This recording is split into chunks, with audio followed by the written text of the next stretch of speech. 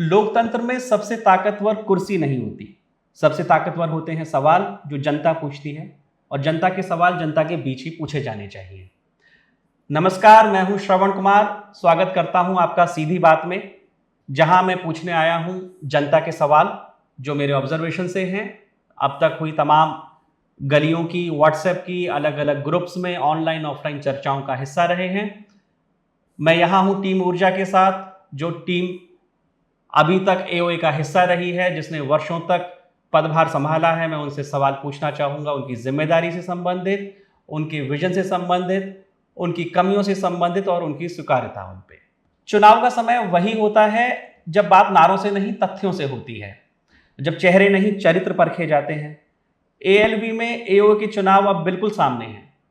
कई महीनों से अलग अलग प्लेटफॉर्म्स पे अलग अलग चर्चाएं चल रही हैं, लेकिन चर्चाओं का शोर इतना होता है कि वहां मुख्य धारा के सवाल छूट जाते हैं, आपकी हमारी रोजमर्रा की जिंदगी से जुड़ी हुई चुनौतियां छूट जाती हैं। इस प्लेटफॉर्म को इसीलिए तैयार किया गया है कि जो हमारी जीवन की मुख्य समस्याएं हैं, जहां हम सोसाइटी को पिछड़ा हुआ पाते हैं या सोसाइटी के भविष्य के सपने देखते हैं, उनको यहाँ पर हम चर्चा में लाएं।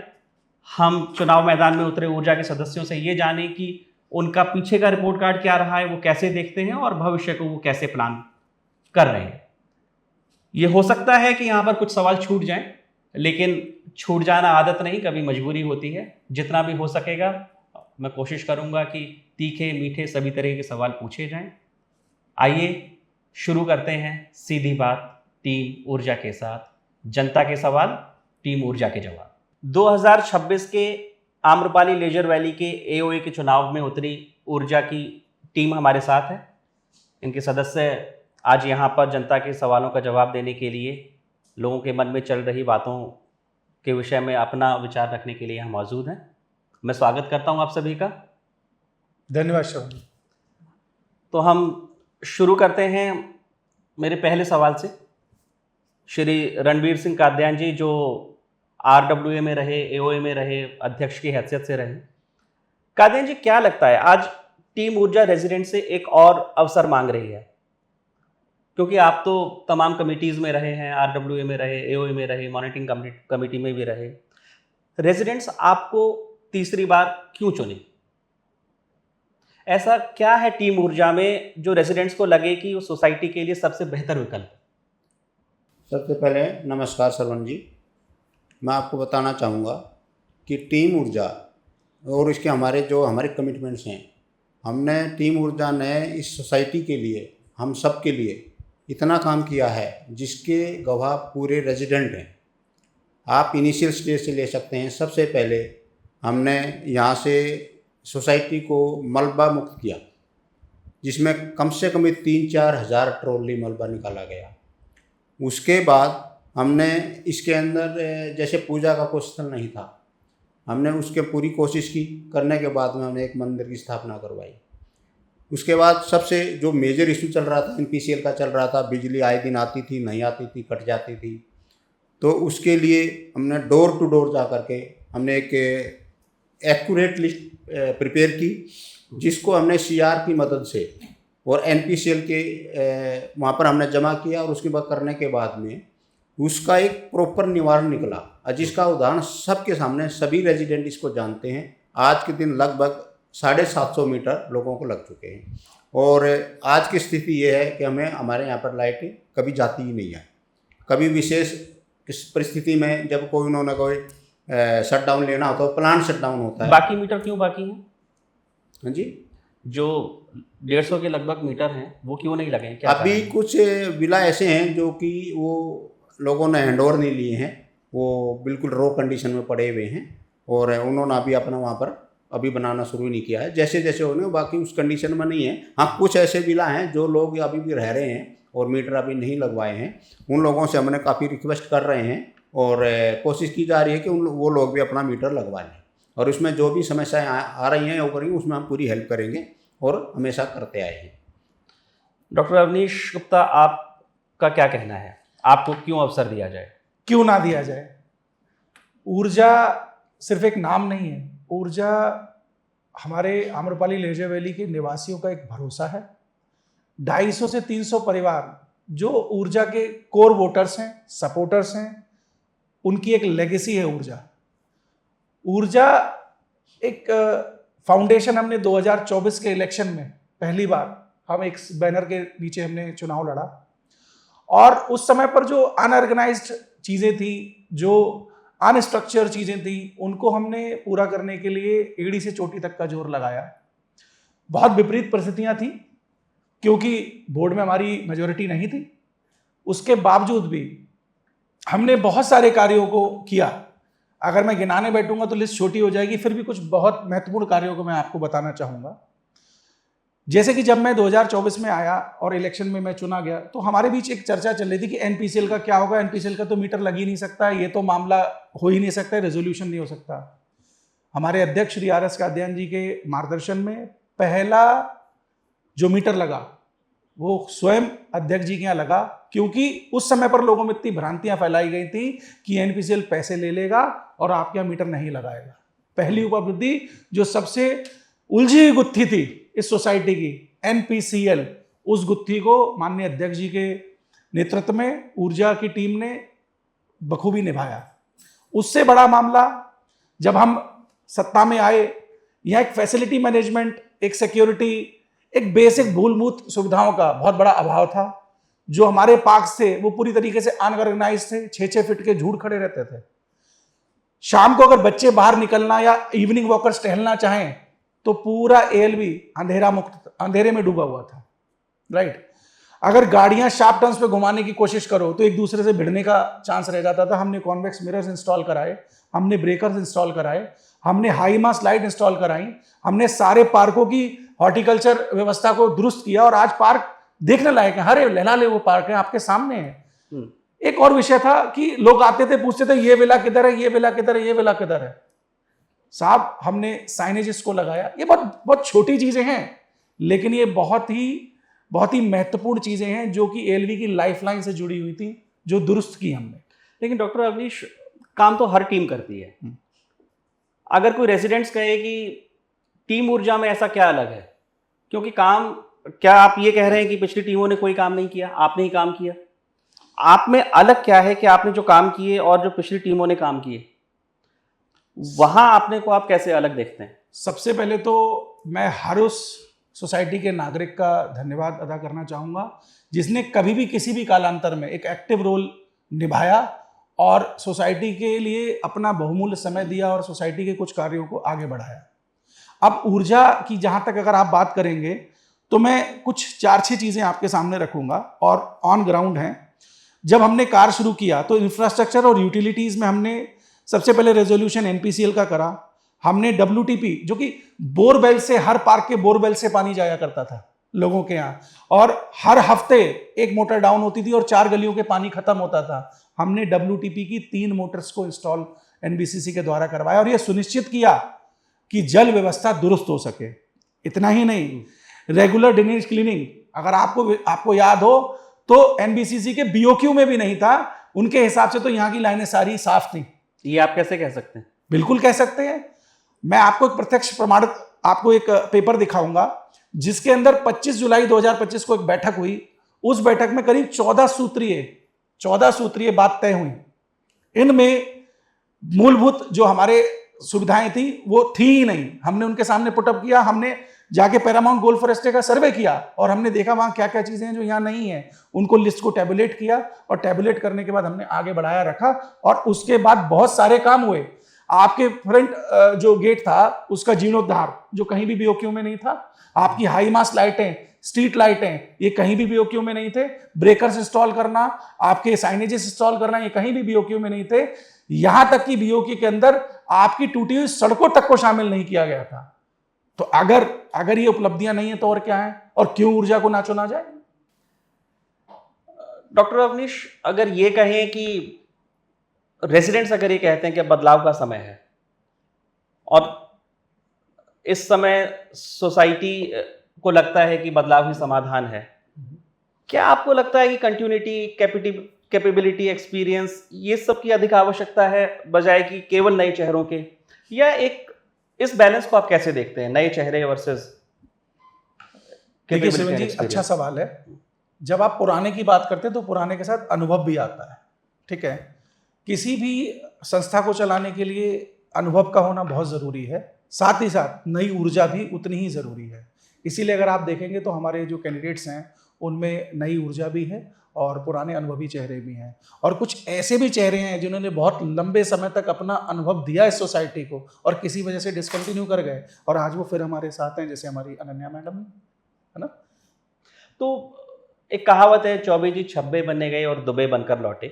क्या आपको लगता है सिर्फ बदलाव के लिए बदलाव करना सोसाइटी के हित में है, या कुछ लोग कहते हैं कि जैसे सामने वाली टीम बिल्कुल नई है, नए चेहरे हैं, उसमें भी कई लोग पहले व्यवस्था का हिस्सा रहे हैं, पुराने लोग भी हैं, क्या वास्तव में नई सोच आई है या सिर्फ चेहरे बदल गए हैं? आपके सवाल में ही आपका जवाब है कि चौबे जी दुबे बनने गए और छब्बे बन के निपटे, यानी कि गए तो थे अच्छे काम के लिए, कुछ और गेन करने के लिए, बट लॉस में वापस आए।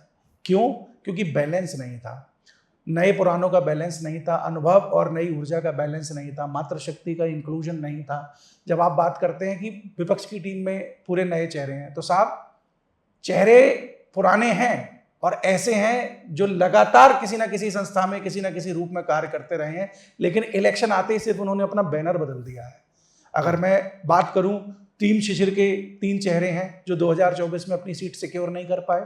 अगर मैं बात करूं, 2-3 ऐसे चेहरे हैं जिन्होंने 2024 से 26 तक बोर्ड में काम किया, 2 ऐसे चेहरे हैं जिन्होंने 22 से 24 तक बोर्ड में काम किया, और जैसे ही इलेक्शन का नंबर आया उन्होंने पाला बदल दी। तो आप नए कह चेहरे रहे नहीं हैं कह कि सकते। आप कह रहे हैं कि टीम में कुछ नए चेहरे हैं और कुछ चेहरों के लिए टीम का नाम नया है, बिल्कुल लेकिन राजनीति हुई है। बिल्कुल। कात्यायन जी, अगर मैं आपसे ये पूछूं कि रेजिडेंट्स को टीम ऊर्जा के पक्ष में वोट देने का एक सबसे बड़ा कारण, सब बातों से ऊपर, देखिए सबसे इम्पोर्टेंट बात इसके अंदर ये है कि हमारे जितने भी कैंडिडेट हमारे विचार हैं सोसाइटी को आगे बढ़ाने के लिए हैं, और सोसाइटी के लिए जो काम हमारी टीम ने किया है ना, वो कोई टीम अभी तक तो कर नहीं पाई, और जितना हम सबको साथ लेकर के आगे बढ़े हैं, और उसके लिए सभी रेजिडेंट्स इसकी बात के लिए गवाह हैं कि हमारी टीम ने क्या क्या काम कर दिया। उसके लिए बहुत लंबी लिस्ट है, बिल्कुल माइनर से माइनर लेकर के और अच्छे अच्छे लेवल तक की हर जटिल समस्या को हमने सुलझाया है। तो हमारे साथ वरिष्ठ सदस्य हैं श्री प्रवीण वार्ष्णेय जी। वहाँ एक डीजी सेट हम देखते हैं जो एक मॉन्यूमेंट की तरह लगा हुआ है, एक पर्वत की तरह खड़ा हुआ है, एक समस्या की तरह भी लोगों को दिखता है, एक उम्मीद की तरह भी दिखता है। आप, क्योंकि आप इस क्षेत्र के विशेषज्ञ हैं, आपके पास एक उम्र भर का अनुभव है इस क्षेत्र का, इसके बारे में थोड़ा सा बताइए कि समस्या क्या है और इसका समाधान क्या है। नमस्कार। आप लोगों ने बहुत अच्छा ही प्रश्न लिया है। आपको याद होगा कि मैं पिछले करीब 3 साल से तो बहुत विगरसली इसको फॉलो कर रहा हूँ। मैं BSNL से रिटायर हुआ हूँ। एक GBM के अंदर मैंने खड़े होकर कहा था, ये डीजी सेट हमारे लिए वाइट एलिफेंट्स है, इसको बेच दिया जाए और इसकी जगह हम सोलर पे चले जाए। सोलर पे क्यों मैं बात बता रहा हूँ, क्योंकि मेरा अपना एक्सपीरियंस है। सोलर के अंदर इतनी अच्छी फैसिलिटीज़ हैं, इतनी अच्छी सब्सिडी है, और ये सोसाइटी जो हमारी आम्रपाली लेदर वैली है, it is an ideal society for having solar systems on the rooftop. यहाँ एक प्रश्न आता है, आपको थोड़ा सा टोकूंगा। जब आप ALV के पर्सपेक्टिव में बात करते हैं कि आइडियल सोसाइटी है सोलर प्लांट लगाने की, क्या चुनौतियां हैं यहाँ, क्यों नहीं लगा पा रहे हैं लोग? और डीजी सेट के रिप्लेसमेंट के तौर पे अगर सोलर प्लांट की बात करते हैं, कितना आसान है, कितना मुश्किल है? श्रवण जी, ये सिर्फ विल पावर की बात है, इसके ऊपर कोई कंस्ट्रेंट्स नहीं है कि हम सोलर न लगा पाए। मॉनिटरिंग कमेटी जब बनी थी, उसमें मॉनिटरिंग कमेटी में जो 9 मेंबर या 12 मेंबर थे, उस 12 मेंबर्स को मैंने पूरा प्रेजेंटेशन दिया था कि इस सिस्टम को हैंडओवर लिया जा सकता है। हम पास्ट की बात नहीं करते, हम फ्यूचर की बात करते हैं। जनता अब देख रही है कि हम यहाँ से आगे क्या करेंगे। देखिए, पीछे तमाम चर्चाएं रही हैं, ठीक है, आप कह रहे हैं शिशिर जी को लेकर के कि ये सब चीजें छोड़ते हैं उनको। आप बात करते हैं कि आगे क्या आपका विजन है, किस तरीके से आप देखते हैं, और क्या इसमें संभावनाएं क्या है, कितना आसान है, कितना मुश्किल है? मैंने स्वॉट एनालिसिस ग्रुप में डाला है जी। स्वॉट एनालिसिस जो होता है, एक मैनेजमेंट का बहुत इंपॉर्टेंट डिसीजन मेकिंग के लिए टूल है। उस टूल के अंदर आपको ये पता चलता है कि आपकी स्ट्रेंथ क्या है, वीकनेस क्या है, अपॉर्चुनिटीज क्या है, थ्रेट्स क्या है।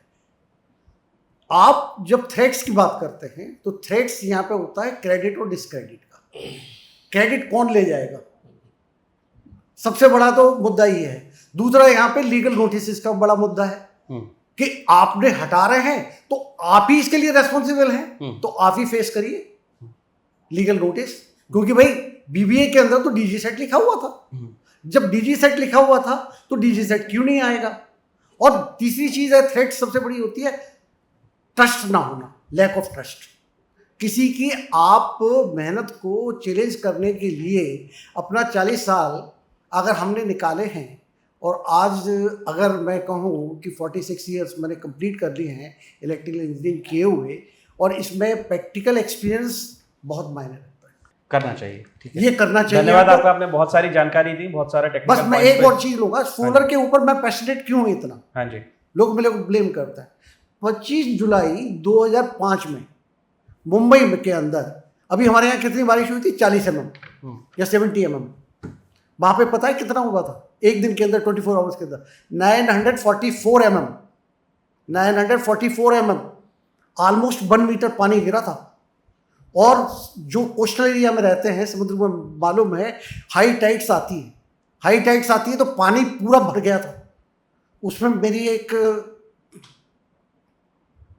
फ्रेंड की वाइफ थी, शी क्लेफ्ट, उसको बीमार हो गई, वो बच्चों को लेके जाना आना पड़ा उसको। And that is the reason कि मैं बहुत पैशनेट हूँ कि क्लाइमेट चेंज जो हो रहा है उसका एक सॉल्यूशन ओनली है कि अर्थ को बचाने के लिए, क्लाइमेट को बचाने के लिए हम जितने रिन्यूएबल एनर्जी यूज कर सकें उतनी करें। बिल्कुल बिल्कुल। मैं विशाल जी की तरफ जाना चाहता हूँ। विशाल जी नए सदस्य हैं ऊर्जा टीम में, सोसाइटी में भी आप ज़्यादा पुराने नहीं हैं। हाँ जी, मैं सोसाइटी में भी ज़्यादा पुराना नहीं हूँ। आपको क्या लगता है कि आप टीम के साथ जुड़े हैं, तो यहाँ दो चीज़ें मैं आपसे समझना चाहता हूँ कि क्या चीज़ है जिसने आपको मोटिवेट किया ऊर्जा के साथ जुड़ने में, क्योंकि दूसरी टीम भी है निष्ठा, वो भी अपना एक बैलेंस का दावा करते हैं, और भी दूसरे सदस्य हैं, कुछ निर्दलीय उम्मीदवार भी हैं। आपने क्यों चुना कि और ऊर्जा मुझे चुननी चाहिए? देखिए, मेरे को तो बहुत कम टाइम में ही ये समझ में आ गया कि कौन लोग काम करने वाले हैं और कौन लोग काम नहीं करने वाले हैं। मैंने देखा बहुत सारी डेवलपमेंट एक्टिविटी भी हो रही हैं। हमारी सबसे बड़ा कंसर्न क्या था जुड़ने का? Boundary wall. वो एक ऐसी चीज़ थी कि जब मुझे ये पता लगा, जब तक मैं शिफ्ट नहीं हुआ था, हाइट्स की तरफ की दीवार। हाँ, अच्छा, शिफ्ट नहीं हुआ था, लेकिन मैंने अपनी विला परचेज कर ली थी। मैं दोबारा सोचने लगा था कि कहीं इसको बेच के जाना पड़ेगा, क्योंकि 8000 फ्लैट या 8000 परिवार, उनकी गाड़ियां, उनके आने जाने वाले लोग जिस सड़क से निकलेंगे वो सड़क पे हमारे बच्चे भी घूमेंगे, पार्क में भी जाएंगे। तो वो ऐसी चीज थी जिस वजह से तो हम यहाँ आने की कोशिश कर रहे थे। अब वो ही नहीं होती तो फिर कोई मतलब नहीं था। फिर मैंने देखा कादियान साहब ने, डॉक्टर साहब ने कहा कि ये होगा। हमने सोचा, कहने वाले तो पहले भी कह रहे थे होगा या नहीं होगा। भी हुए थे कि ये हाँ, कानूनी तौर पर नहीं बन सकती बीच की दीवार। हाँ, वो भी मैंने पढ़ा था, पर लास्ट में जब मैंने खुद अपनी आंखों से देखा कि वो तो बनके तैयार खड़ी हो गई है। तो आप क्या बफे लेकर आए हैं रेजिडेंट्स के लिए? आप क्या समझते हैं कि किन चीज़ों में आपका कंट्रीब्यूशन हो सकता है, और अब क्या नई चीज़ें सोसाइटी को कंट्रीब्यूट कर? देखिए, मैं पेशे से एक मैकेनिकल इंजीनियर हूँ और 20 साल का मेरे पास एक्सपीरियंस है। और मैकेनिकल इंजीनियरिंग में जनरली मेंटेनेंस, और हमारी जो सोसाइटी है उसके अंदर आप देखेंगे कि बहुत सारी ऐसी चीज़ें हैं जिनको रेगुलर मेंटेनेंस की ज़रूरत है, और हमें उनको नोटिंग भी करके रखनी है कि हाँ भाई, कौन सी चीज़ हमने कब खरीदी थी। लाइक पंप्स हो गए, लाइक मोटर्स हो गई, लाइक हमारा डीजी है। तो एक सिस्टम बनाना है कि कब खरीदा, कब उसकी प्रिवेंटिव मेंटेनेंस होगी, और कब हमें उसके लिए उसको रिप्लेस करना है। ये जरूरी नहीं है कि कोई चीज़ खराब होगी तभी रिप्लेस करो। हर एक की एक लाइफ साइकिल है। वो लाइफ साइकिल अगर जब कंप्लीट होती है किसी भी मैकेनिकल पार्ट की, आपको उसको चेंज करने के लिए प्रोसेस इनिशिएट कर देना चाहिए। तो वो एज ए बैकअप आपके पास रहे। ये ना हो कि तुरंत परचेज करनी है, खराब हो गई खरीद लो। तो वो कैसे होगा? प्रिवेंटिव मेंटेनेंस से होगा। वो कैसे होगा? एक डिजिटल रजिस्टर बनाएंगे जिसमें हर चीज की नंबरिंग होगी, हर चीज का डेटा होगा, ये कब खरीदी थी, किस कैपेसिटी की खरीदी थी, और ये कब तक गारंटी में है, कब तक वारंटी में है। अगर ये बात मैं कादियान जी से पूछूं कि आपकी अध्यक्षता में एओए चली है 1.5 साल, स्पोर्ट्स फैसिलिटीज़ पे क्या काम हुआ और अभी तक हमें बच्चे उस स्तर पे उन सुविधाओं के साथ खेलते हुए सोसाइटी में नज़र क्यों नहीं आते? एक्चुअली स्टार्टिंग में हमने एनबीसीसी से एक हमने ग्राउंड बनवाया जो कि बास्केटबॉल का है, ये अपना जो है ना पार्क A1 के अंदर। उसके बाद हमारे को 8 ग्राउंड और बनवाने थे क्योंकि ये हमारे BOQ के अंदर हैं। परंतु जैसे हम हर पार्क के अंदर हमने इतनी कोशिश करी, अब भाई इस पे बैडमिंटन कोर्ट बनवा दें, इसमें लॉन टेनिस का बनवा दें, हमने बिलोड एरिया के अंदर में हमने बहुत कोशिश की। इन सारी चीज़ों के होता क्या था, बल्कि काम भी शुरू करवा दिया था। तो काम जैसे शुरू किया तो उसके अंदर कुछ मिट्टी भी वहाँ से निकाली गई ताकि लॉन टेनिस के लिए हमने क्लब 1 के पीछे हमने कार्रवाई शुरू की। तो रेजिडेंट्स उसके अंदर ऑब्जेक्शन करने लग गए, और परंतु एनबीसीसी के किस लिए रेजिडेंट्स का बेसिकली विरोध किस लिए था? ये विरोध बेसिकली विरोध के लिए था। ये विरोध था व्यवस्था ना बनने देने के लिए, ये विरोध था टांग खींचने के लिए, ये विरोध हमारा विरोध करते करते निवासियों का विरोध था। कैसे, आप इसको समझाइए। देखिए शर्मन जी, अगर आप सेंट्रल बुलीवर्ड की बात करेंगे तो सेंट्रल बुलीवर्ड पे क्लब 2 के पीछे 2 फैसिलिटीज बननी थी। उनका मिट्टी का एक्सकवेशन हुआ, एक्सकवेशन होने के बाद में मिट्टी हटाई गई। ऐसे ही A3 पार्क में, A2 पार्क में, A4 पार्क में एक्सकवेशन हुआ, लाइन मार्किंग हुई। लेकिन पावर पॉलिटिक्स और रिवेंज पॉलिटिक्स इतनी हावी रही कि कुछ लोगों ने लोगों को बहला फुसलाकर वो फैसिलिटीज को बनने ही नहीं दिया और ये कह दिया जी अब हमें इसकी जरूरत ही क्या है, पार्क तो ऐसे ही अच्छे लगते हैं। तो जो क्योंकि एक आबादी, मैं मानता हूं एक आबादी हमारी सोसाइटी में ऐसी है जो बुजुर्गों की आबादी है जिनके बच्चे बाहर हैं, बट एक आबादी ऐसी भी है जिनके छोटे बच्चे हैं जो अभी इनकलकेट हुई है। वो 300 से 400 परिवार ऐसे आए हैं जिनमें बच्चे 8, 9 या 10 साल के हैं। तो उनके लिए हमने सोचा, कार्य करने का प्रयास किया, बट क्योंकि enforcement agency, law of enforcement agencies का हमको सपोर्ट नहीं था, इसलिए हम उसको नहीं कर पाए। इस बार मैं इस बात का वायदा करता हूं, अगर हम रजिस्टर्ड होंगे, जो कि जरूर होंगे, तो लॉ एनफोर्समेंट एजेंसीज, अथॉरिटीज, प्रशासन को साथ में लेकर ऐसे तत्वों को चिन्हित किया जाएगा और इन कार्यों को 100% किया जाएगा, स्पोर्ट्स फैसिलिटी डेवलप की जाएगी। शिव नारायण सिंह जी, आपसे बात करते हैं सोसाइटी की रोज़मर्रा की जो सबसे महत्वपूर्ण चीज़ है, मेंटेनेंस आप संभालते हैं सोसाइटी का, और सबसे ज़्यादा जो राजनीति होती है वो भी मेंटेनेंस में ही होती है। आप पहले प्रश्न का उत्तर दीजिए कि कंप्लेंट दर्ज हो जाती है, लोग कंप्लेंट कर देते हैं लेकिन रिजॉल्व नहीं होती, ऐसा लोगों का मानना है। ये क्या है, किस सिस्टम से चल रही हैं चीज़ें, क्या रिजॉल्व होती हैं या नहीं होती हैं, और नहीं होती हैं तो क्या कारण है? देखिए, उसके लिए हमने एक सिस्टम को बनाने की कोशिश की थी और उसमें हमने ये कहा गया था कि आप जो कंप्लेंट्स हैं माई गेट पे डालिए, क्योंकि माई गेट पे जब एक कोई कंप्लेंट रजिस्टर्ड होती है तो हमारे पास ये होता है कि पहले किसकी आई है, सेकंड किसकी आई है। तो उसके लिए स्टेट मैनेजर को अलाइन किया गया। स्टेट मैनेजर जो अलाइन है हमारे ALV की जितने भी प्लम्बर्स हैं उनको अलाइन करता है, बट उसमें तो जो उनसे आती हैं तो वो डेफिनेटली करता है, बट उसमें क्या होता है, कुछ लोग जो है उस पर डायरेक्ट प्लम्बर्स को मार्किंग कर देते हैं। कुछ तो लोगों से क्या मतलब, आपके बोर्ड के लोग या फिर बाहर के लोग? मतलब जो भी हैं, जो हमारे बोर्ड्स में है या जैसे भी हैं, अगर वो कर देते हैं, बोलकर बताइए जो चीज़ है। ठीक है।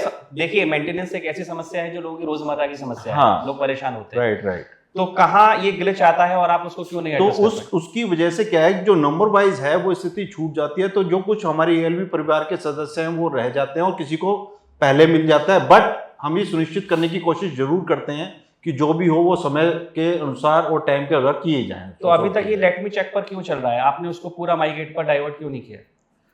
सो हमने कोशिश तो बहुत की है इसको करने के लिए, बट जो हमारे पहले पूर्व के जो सदस्य रहे हैं उनकी वजह से कि उनको करना है, तो उस वजह से जो है हम कुछ नहीं कर पाए। तो आप उनको लिबर्टी दे रहे हैं कि आप लेट मी चेक करते रहिए और इधर सिस्टम? नहीं, हम उनको लिबर्टी नहीं दे रहे हैं। हमने उनसे बात भी करी थी इस चीज़ को और बीच में ठीक भी किया था, बट वो अपनी तरीके से करना चाह रहे हैं। बट आने वाले में हम इसको सुनिश्चित करेंगे कि ये चीज़ें खत्म हो और एक प्रॉपर सिस्टम बनाया जाए और एंट्री करके उसको करें। इसके अलावा कि व्हाट्सएप ग्रुप से या फिर पर्सनल कॉलिंग के थ्रू ये चलता है, सीक्वेंस टूटती है, और क्या कारण आप देखते हैं कि जहां पर मेंटेनेंस को मेंटेन करने में और उसको सुचारू रूप से चलाने में आपको समस्या तो मेंटेनेंस को चलाने के लिए एक हमें प्रॉपर जो है उसकी ज़रूरत है, प्रॉपर उस टीम की ज़रूरत है, क्योंकि हम थर्ड पार्टी को उसको प्रोफेशनल एजेंसी की ज़रूरत है। हमने उसको लाने के लिए बीच में कोशिश भी की गई थी, बट कुछ मेंबर्स जो थे उन्होंने उसको साइन करने से या उस करने से मना कर दिया था।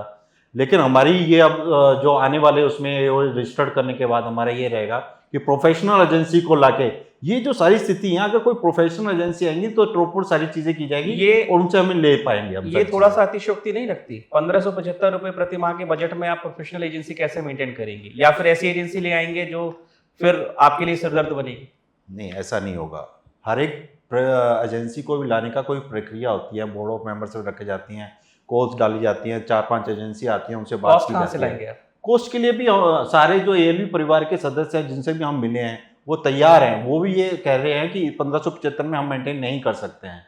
उसके लिए भी जो है चीज़ों को बढ़ाया जाएगा और एक सुखद परिवार को सबको इकट्ठा लेके किया एक जाएगा। बहुत बड़ी संख्या ऐसी है जिन्होंने 1575 रुपए प्रति माह का मेंटेनेंस नहीं दिया।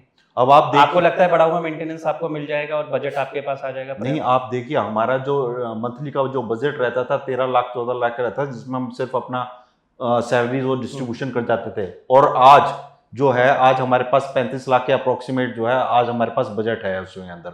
वो इसी से ही है क्योंकि हमने उन पर पेनल्टी डाली है, पेनल्टी डालने से उन्होंने किया है और 30 जून का टाइम दिया गया था, उनको दिया है। तो ये सारी चीजें सुनिश्चित की जाती है। पेनल्टी को लेके लोगों में रोष था कि आपने बिना बताए और अचानक से लगा दी, क्या कारण रहा? तो भयभीन कोई प्रीत नहीं होती है, हर चीज के लिए पहले आराम से बताया जाता है, 2-3 रिवर्स किए जाते हैं, और नहीं जाता तो उस पर एक्शन भी लेना चाहिए, ये जरूरी है।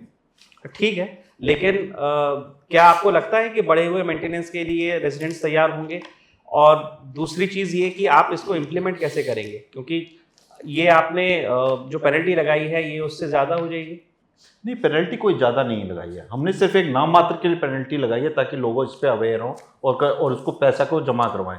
1575 किसी भी आप फ्लैट्स में जाएं और जहां या 3-3, 4-4 करोड़ के हम फ्लैट्स में रह रहे हैं और अच्छी सोसाइटी हम बनाना चाहते हैं, वहाँ पे 1575 रुपये तो कहीं पे भी मंथली मासिक देना कोई भी ये अनुचित है।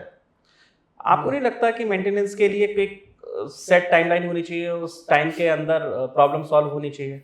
हम चुन के अगर आते हैं विद इन द 1 मंथ हम एजेंसी लाएंगे और इसको बिल्कुल व्यवस्था को स्थित करेंगे, ये हमारा निर्णय है। आप कह रहे हैं कि जो पहली जीबी में आप कॉल करेंगे अगर आप चुन कर आते हैं बिल्कुल, तो उसमें रेजोल्यूशन पास बिल्कुल बिल्कुल किया जाएगा। अवनीश जी, ये बताइए कि 5 बार एजेंसी, जो लोगों का कहना है, जो चर्चाएं रही हैं सोसाइटी में, 5 बार सोसाइटी में सिक्योरिटी एजेंसी बदली गई, कोई ड्यू प्रोसेस फॉलो नहीं किया गया, रेजिडेंट्स को बताया नहीं गया। इसमें 2 चीज़ें, पहली बात तो पहला कारण क्या था कि आपको 5 एजेंसी बदलनी पड़ी, और क्या आप एक एजेंसी से संतुष्ट नहीं हो पाए, दूसरी से नहीं हो पाए? श्रवण जी, जो लोग ये बता रहे हैं कि 5 बार एजेंसी बदली गई, उनसे 5 एजेंसियों के नाम ही पूछ लीजिए, दूध का दूध पानी का पानी हो जाएगा। एजेंसी 2024 फरवरी मार्च में जब बोर्ड ऑफ हमने संभाला है, सेक्रेटरी जब मैंने ये पदभार ग्रहण किया, तब हमारे पास एक एजेंसी आरडब्ल्यू के टाइम की चली आ रही थी और जाहिर सी बात है उस एजेंसी को लेके बहुत असंतोष था। तो हमने जो एक पूरा ड्यू प्रोसेस, शिशिर जिस समय पे प्रेसिडेंट थे, एक पूरा ड्यू प्रोसेस किया गया फैसिलिटी मैनेजमेंट कंपनी का, सिक्योरिटी का, उसमें एक L1 कंपनी निकली जिसका नाम था एस्टेट फैसिलिटीज। एस्टेट की हमने कंपनी को L1 आते हुए पहली सिक्योरिटी का भार सौंपा और उस सिक्योरिटी एजेंसी ने लगभग 8 से 10 महीने हमें सेवाएं दी। और उस कार्यकाल में अगर सभी निवासियों को याद होगा तो बहुत सारे ऐसे अनप्लीजेंट इंसिडेंट्स भी हुए, बहुत सारे कन्फ्रंटेशंस भी हुए रेजिडेंट्स के साथ में, खासकर जो टेनेंट थे, जो ऐसे टेनेंट्स थे जो रूल्स एंड रेगुलेशंस को, सोसाइटी को नहीं मानते थे, उनके साथ कन्फ्रंटेशंस हुए लगातार, पुलिस एफआईआर, बहुत सारी अनप्लीजेंट चीजें हुई, लेकिन सिक्योरिटी एनफोर्स की गई। ऐसा नहीं सिक्योरिटी एनफोर्स नहीं की गई। बट फिर ये बात आई कि इतनी स्ट्रिक्ट एजेंसी का क्या काम है जो निवासियों से भिड़ने लगे। धीरे धीरे जब उनके ऊपर मुकदमे होने लगे वो लोग बैकफुट पे जाने लगे। जब वो बैकफुट पे जाने लगे तो हमने ये नोटिस किया कि अब ये उस फॉर्म एंड फंक्शन में नहीं है। तब हमने दूसरी सिक्योरिटी एजेंसी लाई जिसका नाम था यूनिकाइंड। यूनिकाइंड एजेंसी भी ऑलमोस्ट 8 से 10 महीने काम करके गई। यूनिकाइंड एजेंसी के कार्यकाल में 3-4 अनप्लीजेंट एक्टिविटीज हुई। 2 बार मंदिर में चोरी हुई, एक बार खुद लीलू की मोटरसाइकिल की चोरी हुई, एक बार उनका गार्ड खुद शराब पीकर तमाशा करता नजर आया। हमने लगातार वार्निंग मेमोस जारी किए। आपको क्या लगता है कि अगर आपने एजेंसी मेरे यहाँ रखी हुई हो और मैंने 11 महीने का कॉन्ट्रैक्ट किया और मैं आपको हटा दूं बिना किसी कारण, आप चुपचाप चले जाएंगे, आप मुकदमे नहीं करेंगे? पूरा ड्यू डिलिजेंस, पूरा ड्यू प्रोसेस फॉलो किया गया, उनको बार बार वार्निंग मेमोस जारी किए गए। और ये मैं आपको एक कागज दिखाना चाहूंगा, अगर कैमरे पे दिख सकता हो तो। ये 18 अप्रैल की एमओएम है। इसमें अजीत वशिष्ठ के भी साइन है, इसमें अमित गोयल के भी साइन है, इसमें मिनर्वा गुप्ता जी के भी साइन है, जिसमें देखिए क्या लिखा है, बहुत बहुत स्पष्ट मैं पढ़ के आपको सुनाता हूं। Security service update, MS Unikind Security has submitted its notice. A new security agency vendor of the villas is proposed on board effectively on मई।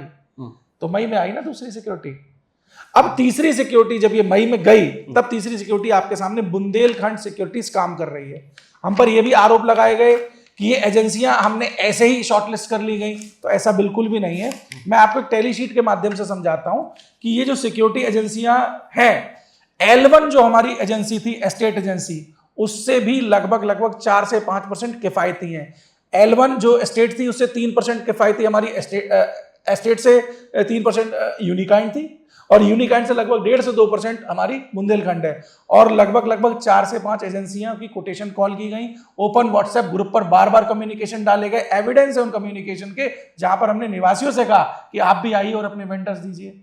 तो ये कह देना कि 5 एजेंसियां और 5 का नाम ही ना हो, तो ये तो ऐसी बात हो गई कि बिना तथ्यों के आरोप लगाना। तो कॉस्ट कम करने के साथ क्या जो सुरक्षा है वो कॉम्प्रोमाइज हुई, जो सर्विसेज हैं वो कॉम्प्रोमाइज हुई? बिल्कुल नहीं हुई।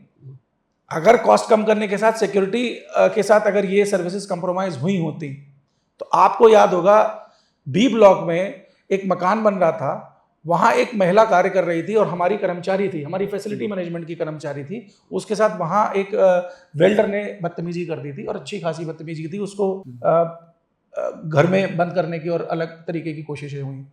इन्हीं सिक्योरिटी गार्ड्स ने 3 मंजिल फांद कर वहां पहुंचकर उस व्यक्ति को ऑन स्पॉट पकड़ा। इन्हीं सिक्योरिटी गार्ड ने कई बार ऐसे इंसिडेंट्स को टाला है जो बहुत अनप्लीजेंट हो सकते थे। इन्हीं सिक्योरिटी गार्ड ने बहुत कोऑर्डिनेशन से काम किया है। हाँ, जब आप जितना मीठा डालेंगे, जितनी चम्मच गुड़ डालेंगे, उतना ही मीठा होगा। मैं मानता हूं कि इस सोसाइटी को G4S या SIS जैसी कंपनियों की जरूरत है। उसके लिए हम वचनबद्ध हैं, हमारे मैनिफेस्टो में भी है, हमारे संकल्प पत्र में भी है कि हम SIS और G4 को लाएंगे। तो अभी तक के कार्यकाल में इस पर काम क्यों नहीं? बिल्कुल अच्छा सवाल है आपका। कार्य हुआ, लेकिन आप बताइए कि जो हमारे पास बजट का फ्रेमवर्क था, उस बजट के हिसाब से कार्य हुआ। हमने अपने संकल्प पत्र में लिखा है कि हम फैसिलिटी मैनेजमेंट कंपनी लाएंगे, हम SIS सिक्योरिटी, हमने लिखा है G4 और SIS लाएंगे। तो जो लोग हमें चुनेंगे, हम मैंडेट से ही चुने जाएंगे। अगर हमारे को मैंडेट वोट नहीं मिलेगा, हम नहीं चुने जाएंगे। तो ऑटोमेटिकली हमारी डिमांड, हमारी आस्किंग, हमारी विचारधारा से लोग सहमत होंगे, तभी तो हमें वोट दे रहे हैं। तो डेफिनेटली फर्स्ट ईवीएम में हम इस चीज को इम्प्लीमेंट करेंगे। अगर मैं एक और प्रेसिंग इशू की बात करूं, एनक्रोचमेंट, क्योंकि पिछले 2 साल में इस सोसाइटी का सबसे चर्चित मुद्दों में से एक रहा है, तो आप इसको कैसे देखते हैं? आपकी एनक्रोचमेंट की परिभाषा, क्योंकि यहाँ परिभाषाएं अलग अलग हैं एनक्रोचमेंट की। कुछ लोग एनक्रोचमेंट को एनक्रोचमेंट नहीं मानते और उसको कानूनी अमली जामा भी हमने पहनाते हुए देखा है। आप उसको कैसे देखते हैं? उस पर आपका विचार।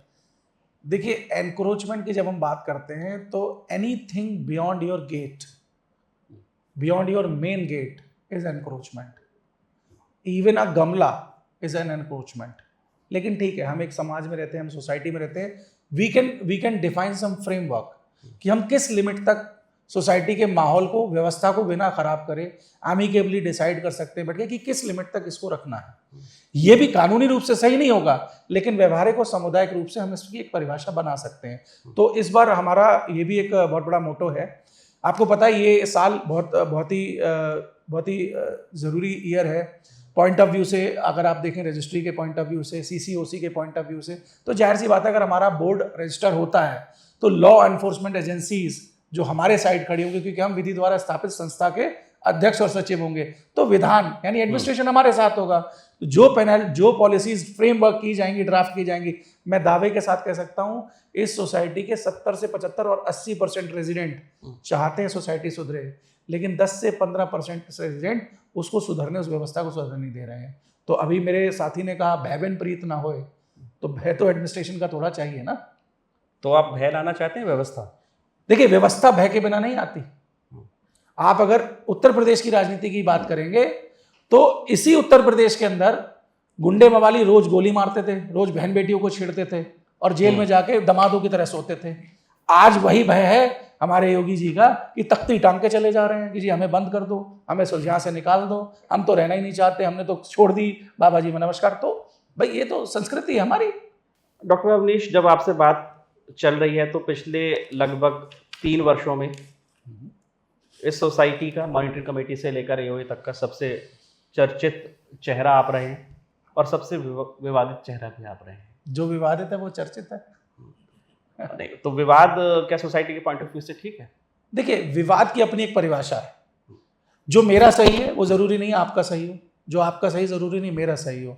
राजनीति की जो सौंदर्य है ना वो इसी में है कि मैं मेरे सही को तो सही बोलूंगा लेकिन तुम्हारे सही को गलत बोलूंगा। तो विवादित मैं इसलिए हूँ। नहीं, तो आपके जो विवाद हैं वो सोसाइटी के लोगों से जुड़े हुए हैं जो चर्चा में है। किन लोगों की बात? लोग निवासियों के बीच में ये एक विचारधारा है कि आप एग्रेसिव स्वभाव के हैं, आप लोगों को जो प्रतिक्रिया देते हैं वो एक सेक्रेटरी के पॉइंट ऑफ व्यू से देखा जाए तो वो ठीक नहीं होती, संतुलित नहीं होती। लोग मानते हैं कि आपने बहुत काम किया है, आपने मेहनत की है, आपकी नेतृत्व क्षमता पे, आपके काम करने की क्षमता पे लोगों को शंका नहीं है, लेकिन आपकी भाषा और प्रतिक्रिया काफ़ी तीखी होती है। इसको आप कैसे एड्रेस करते हैं? पहले तो मैं माफ़ी चाहूँगा अगर जाने अनजाने में किसी भी मेरे सह निवासी से मेरी तरफ से कोई ऐसे शब्दों का प्रयोग हुआ हो जिससे उनका हृदय विदारक कोई ऐसे शब्द मैंने प्रयोग किए हों। देखिए, आप इसको ऐसे लीजिए, एक चीनी है, एक लौंग है। लौंग का अपना स्वभाव है और चीनी का अपना स्वभाव है, लेकिन लौंग की आवश्यकता अपनी जगह है, चीनी की आवश्यकता नहीं है। मुंह में कड़वा लगेगी लेकिन पेट में जाके आराम देगी। तो मैं तो चिकित्सक हूँ, मैं जब दवाई भी देता हूँ तो कड़वी देता हूँ। तो आवश्यकता तो चीनी की भी है। आवश्यकता चीनी की, लेकिन अधिक चीनी आपको शुगर कर देती है, लेकिन अधिक लौंग आपको कभी लेकिन परेशान आपकी नहीं अधिक करेगी। लौंग की बात हो रही है। अधिक लौंग की अगर आप बात करेंगे तो देखिए शिवन जी, मैंने पहले ही कहा कि मैं इस चीज़ के लिए बिल्कुल माफ़ी चाहता हूँ अगर किसी से जाने अनजाने में ऐसे निवासी से मेरा कुछ हुआ हो। लेकिन हाँ, लोग यही कहते हैं कि माफ़ी की नौबत क्यों आए? बिल्कुल बिल्कुल, वो संतुलन क्यों नहीं एक सचिव के रूप में? और एक क्योंकि लोग आप में बहुत संभावनाएं देखते हैं सोसाइटी में। लोग समझते हैं कि एनबीसीसी से या सीआर ऑफिस से या जो तमाम एजेंसीज हैं उससे काम करवाना उतना आसान नहीं है। वो उस एग्रेसिव अप्रोच की काम के रूप में बड़ी सराहना करते हैं और उनके पास अपने दृष्टिकोण है आपके प्रति एक सहानुभूति रखने की, लेकिन आपका तीखा व्यवहार, आपकी तीखी प्रतिक्रिया, उसको जस्टिफाई करना उनके लिए किसी किसी मोड में मुश्किल हो जाता है। सबसे पहले तो जैसा कि मैंने अपनी चर्चा में शुरू किया और मैं फिर से कहूँगा, अगर जाने या अनजाने में किसी भी सह निवासी से मेरी तरफ से कोई ऐसे हृदय विदारक शब्द इस्तेमाल हुए तो उनके लिए मैं क्षमा चाहता हूँ। लेकिन जब आप एक पक्ष और विपक्ष की बात करते हैं, अगर आप मेरे तीखेपन की बात करते हैं तो साहब मेरा तीखापन एनबीसीसी के लिए है, मेरा तीखापन कोर्ट रिसीवर ऑफिस के लिए है, मेरा तीखापन उन लोगों के लिए जो व्यवस्था को बनने नहीं देते हैं। तो इस तीखेपन से अगर सोसाइटी का कुछ भला हो रहा है, हालांकि मेरे लिए व्यक्तिगत, मेरे परिवार के लिए व्यक्तिगत बहुत समस्याएं खड़ी करी गई हैं, लेकिन देखिए जब मैंने ये अपना एक चिकित्सा प्रोफेशन के साथ जब ये सामाजिक व्यवस्था में आने का सोचा, तब मेरे मन में ये चीज़ें मेरे सामने आएंगी और इन चीज़ों को पार्ट एंड पार्सल मानते हुए मैं अपना कार्य कर रहा हूँ। हाँ, मैं प्रयास करूंगा मेरे इस टेन्योर में। लेकिन आप अक्सर आलोचना को व्यक्तिगत रूप से ले लेते हैं, नहीं लगता कि सेक्रेटरी को थिक स्किन होना चाहिए? बिल्कुल होना चाहिए। I am in a learning phase, I was not a born as an secretary, I learn it. कहीं एक परसेप्शन ये भी है कि ये जो टीम है, टीम ऊर्जा या टीम एओए जो बोर्ड काम करता है, जो सदस्य टीम ऊर्जा की तरफ से काम करते हैं, वन मैन शो है। आप डोमिनेट करते हैं यहाँ डिसीजंस को, कहीं 1-2 लोगों तक सीमित होते हैं, लोगों की सुनी नहीं जाती है बात, लोगों से डिस्कशन नहीं होता है। इस तरीके की चर्चाएं भी रहती हैं, खासतौर पे विपक्षी लोग लगाते हैं। आपके पूर्व सहयोगी इस बात को कहते हैं कि हमारी बात नहीं सुनी गई, हम जो काम करना चाहते थे, हमें योगदान देने के लिए वो अवसर हमें नहीं दिया गया, बिकॉज ये डिक्टेटरशिप जो है और आपका जो डोमिनेंस बिहेवियर है, इसके ऊपर आपकी सफाई क्या? अगर मेरा ऐसा बिहेवियर होता तो आज खाद्यान्न अध्यक्ष ना होते और मैं इनका लगातार सचिव ना होता और आने वाले समय में मैं अपनी लीडरशिप को क्लियर ना करता कि मेरी leadership Shri R S Kadian है। अगर मेरा डोमिनेटिंग नेचर की आप बात करेंगे तो डोमिनेटिंग का एक सिनोनिज्म है एडमिनिस्ट्रेशन। एडमिनिस्ट्रेशन में जब आप कोई चीज कहते हो तो ब्लैक होती है, व्हाइट होती है। ग्रे एडमिनिस्ट्रेशन कभी काम नहीं करता। ग्रे एडमिनिस्ट्रेशन कभी भी रेजिडेंट्स के भले के लिए नहीं हो सकता। तो जिनकी आप बात करें जो मुझसे नाराज होके गए हैं, मेरे सहयोगी शिवनारायण ने कहा, लेकिन वो खुल के नहीं कह पाए, मैं आपको स्पष्ट करता लेकिन हूं। लोगों को लगता है कि अगर टीम में लोगों की राय आपसे अलग होती है तो उस वहाँ संतुलन नहीं आ पाता, वहाँ एक सामंजस्य बिठाने में समस्या आती है। अगर ऐसा होता तो मेरे पास इतने सारे बोर्ड रेजोल्यूशन मेजोरिटी सिग्नेचर के ना होते, और इनमें लगभग अमित गोयल, अजीत वशिष्ठ, हर चीज के सिग्नेचर हैं। 4-5 चीजों की डॉक्टर अवनीश पूरा डॉक्यूमेंट का चिट्ठा लेकर बैठे हुए बिल्कुल हैं। बैठे हुए। अगर आप मेरी हर बात का आप जवाब पे पेपर निकाल देते हैं साहब, ये तो हमारे वरिष्ठ सहयोगी वकील साहब भी कहते हैं कि कोर्ट से ज्यादा कागजों को मैं संभाल के रखता हूँ और समय पर दे देता हूँ, तो मैं धन्यवाद करूंगा उनकी इस आलोचना के लिए। I लेकिन would यहाँ like to थोड़ा- add something, Shravan. Our independence, Gandhiji was there, who put his face forward, said, "Mere ko maro." If there was also Subhash Chandra Bose who fought for our independence. So Avnish is Subhash Chandra Bose and he is the Gandhi. Kajan ji is the residents भी Gandhi. कहते हैं, residents को काम से कोई शिकायत नहीं है। रेजिडेंट्स जो मैंने पिछले 2-2.5 साल की जो चैट्स का क्रक्स निकाला, उसमें मुझे समझ में आता है कि जो भी जिसके बिहाफ पर ये क्वेश्चंस तैयार हैं जो मैं आपसे पूछ रहा हूँ, कि इनके काम को लेकर लोगों को समस्या नहीं हो। लोगों को लगता है कि वर्तमान में अवनीश गुप्ता शायद निर्विकल्प आदमी है, इनका विकल्प अभी उस रोल में नहीं है, जो कुछ लोगों का विचार है। हो सकता है आपका समर्थक हो सकता है कि उनके विपक्षी हो, लेकिन इससे अलग जो बोर्ड में कुछ सदस्य होते हैं जहां पर कुछ मनभेद की चीज़ें आती हैं कि आपने सुना नहीं, आपने मिसबिहेव किया, या आपने बोर्ड में तर्क नहीं रखने दिया, बोर्ड मीटिंग में बात नहीं रखने दी, और आपके अपने जो लाइक माइंडेड लोग थे उन्होंने बोर्ड रेजोल्यूशन में आपकी हेल्प कर दी। अगर ऐसा है तो मैं सिर्फ 2 सैंपल बोर्ड रेजोल्यूशन लेता हूँ। पहला सैंपल बोर्ड रेजोल्यूशन कहता है कि ये 1,000 रुपये जब बढ़ाने की बात थी, ये बढ़ाए गए। दूसरा मैं आपको दिखाता हूँ जहाँ पेनल्टी को लेके बात थी, रिकवरी ऑफ पोजेशन मनी, तो इस पर भी साइन है। अगर आप तीसरे बोर्ड की बात करेंगे, इसमें भी क्या 5 से ज़्यादा साइन है ना, हमारे साथियों के है ना। तो अगला सवाल ये है कि जब आप डोमिनेंस की बात करते हैं तो मैं सिस्टम की बात करता हूँ, मैं अलाइनमेंट की बात करता हूँ। जब आप डोमिनेंस की बात करते हैं तो मैं बात करता हूँ खरी खोटी कि क्यों निवासियों को एक पर्सन ओरिएंटेड व्यवस्था में रखा जाए रादर देन एक प्रोसेस ओरिएंटेड व्यवस्था में क्यों ना ले जाया जाए। पर्सन का आना जाना चलेगा बट प्रोसेस बना रहेगा। प्रोसेस की बात करते हैं तो आपका ऑडिट कहाँ है? बिल्कुल सही बात है। देखिए, अगर आपको पता हो, मैं निवासियों को बताना चाहूंगा, बहुत सारे चार्टेड अकाउंटेंट्स भी होंगे सोसाइटी के अंदर, एक रजिस्टर्ड संस्था जिसके पास पैन होता है, आधार होता है, उसका ऑडिट हो सकता है। हम क्या दे सकते थे? हम दे सकते थे books of account, profit and loss. अगर किसी निवासी को अपने ईमेल खोलकर चेक करने तो चेक कर लीजिए। 31 मार्च के विद इन अ वीक आपके पास आपके डॉक्यूमेंट्स पहुंच गए थे, आपके पास एविडेंस, आप चेक कर लीजिए। तो ये क्या ऑडिटेड अकाउंट्स थे या अनऑडिटेड? सर, ऑडिटेड का अभिप्राय क्या है? जब उस पर एक सीए की मोहर लग जाए तो ऑडिटेड, जब एक अकाउंटेंट उसको तैयार करे तो अनऑडिटेड। लेकिन जब व्यवस्था, हमारी जो कानूनी व्यवस्था है, तो वो ऑडिट, किसी भी फर्म का ऑडिट तभी किया जाता था, किसी संस्था का तभी किया जाता था जब उसका रजिस्ट्रेशन हो, तो अकाउंटेड है। तो आप कहते हैं सारा अकाउंट्स आपके पास सॉफ्ट कॉपीज के रूप में मौजूद है और लोग मेरे कहें कि पास आज ही आप नहीं। शेयर कर दीजिए, तो आप मैं अभी यहाँ बैठे बैठे शेयर कर सकता हूँ और मैंने शेयर किए हुए हैं। और अगर आप बात करेंगे मेरे अकाउंट्स और ऑडिट की, तो साहब आप मुझे ये बताइए, 2024 से पहले आरडब्ल्यूए ने या तो अपना ऑडिट और अकाउंट कराया श्री काद्यान जी के नेतृत्व में, या 2024, 25, 26 का मैंने अकाउंट और स्टेटमेंट दिया। जरा उससे पहले की भी बात की जाए, क्यों ना की जाए? जब बात की जा रही है तो उससे पहले एक संस्था कार्य करती थी जिसका नेतृत्व मीर जी करते थे, जो आज दुआ वापस आए हैं। हाँ, उससे पहले एक संस्था कार्य करती थी जिसका नेतृत्व फैज फारूकी जी करते थे। जितना मुझे यहाँ आने के बाद पता लगा, दोनों ही संस्था में लाखों रुपए पड़े हुए थे और उनको बिना किसी परमिशन के खर्च कर दिया गया। और एक संस्था में तो जिसमें फैज फारूकी है, उसका तो पैसा आज तक पता ही नहीं कहाँ गया। मैडम, आप तो पुराने नन्या जी, आपने भी पैसा दिया था।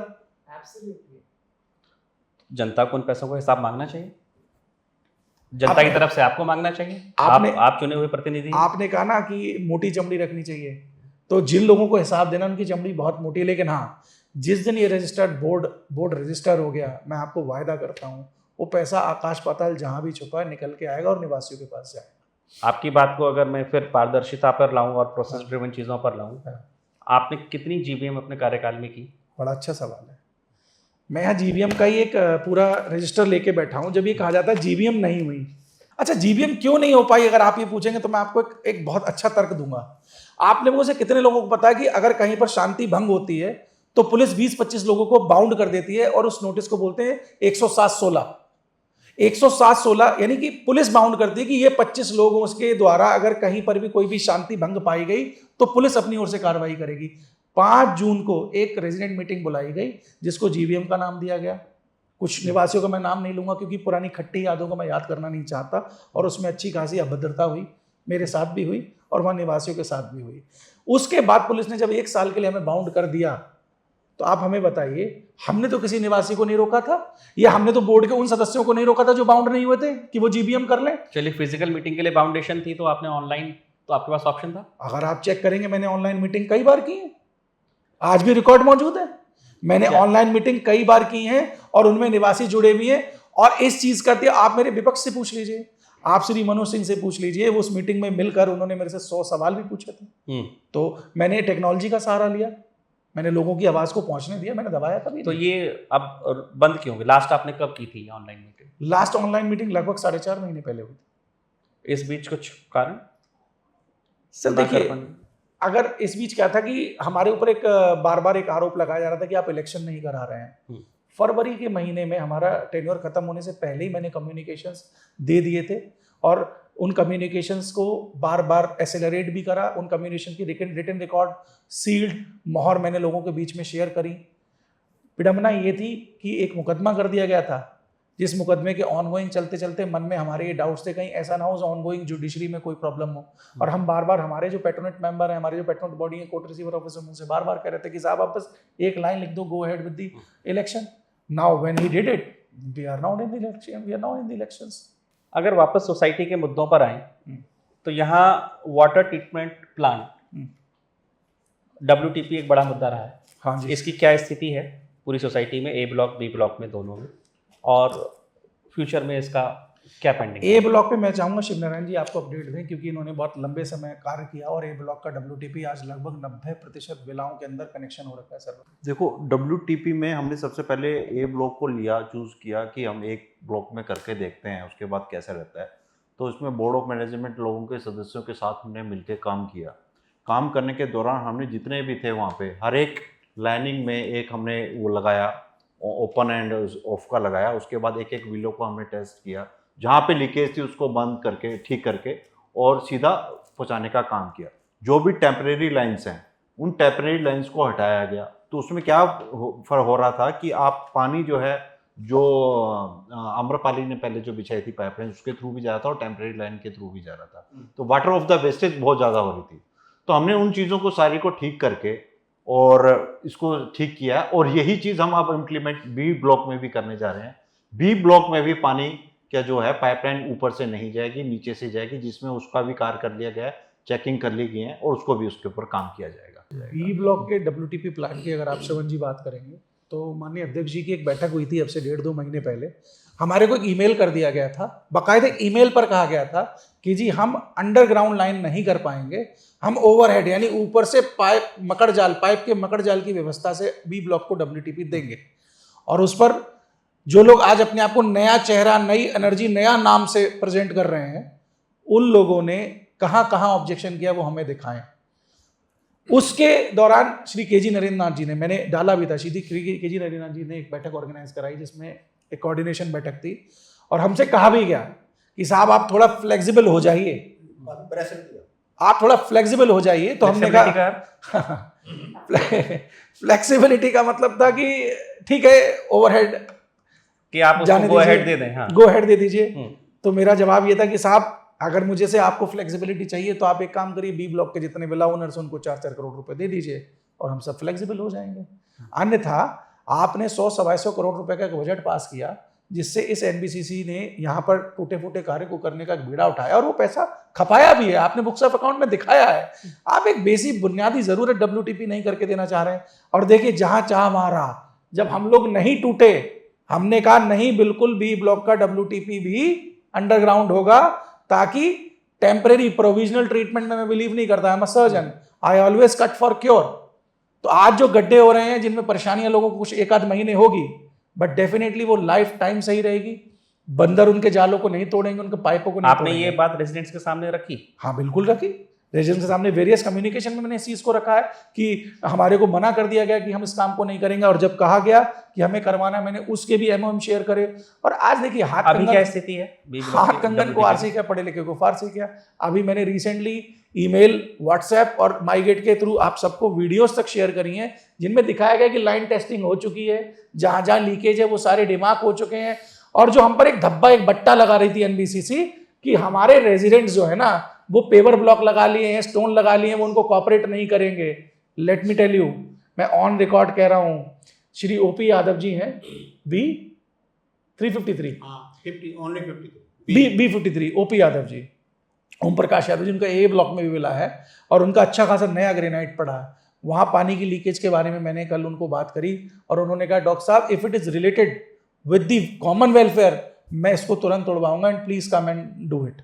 ठीक है, तो निवासियों पर बार बार ये कह देना कि ये काम में कॉपरेट नहीं कर रहे हैं, बड़ा आसान है पीठ बचा के निकल जाना। और उन लोगों के लिए जो अपने आप को एलवी का नेता कहते हैं, जिन्होंने अपनी बी ब्लॉक की विला सेल पे लगा दी और ऊपर के जाल के लिए हाँ कर दिया, तो साहब मैं उनमें से नहीं हूँ। मेरी टीम पूरी प्रतिबद्ध है जिन कार्यों के लिए। और आप अगर देखेंगे, आप कॉम्बिनेशन की अगर बात करेंगे तो देखिए विशाल जी हमारे बी ब्लॉक से हैं, मैडम हमारी बी ब्लॉक से हैं, बिश जी हमारे बी ब्लॉक से हैं, मैंने खुद अपना पर्चा अपनी बी ब्लॉक की बी 327 बिला से भरा है। तो लोगों में कॉन्फिडेंस देने के लिए भरा कि ये जो ए और बी ब्लॉक हाँ, लोग यही चाहते हैं कि अगर ए ब्लॉक को इतना, कहीं एक ये आरोप भी आता है कि बी ब्लॉक का जो डेवलपमेंट है वो ए की तुलना में बहुत कम हुआ है, कहीं ऐसा लगता है सौतेला ये गलत व्यवहार हुआ है यहाँ पर। मैडम बता सकेंगे गलत आरोप है, क्योंकि शुरुआती दौर में जो विला हैंडओवर हुए वो ज्यादातर बी ब्लॉक में हुए थे।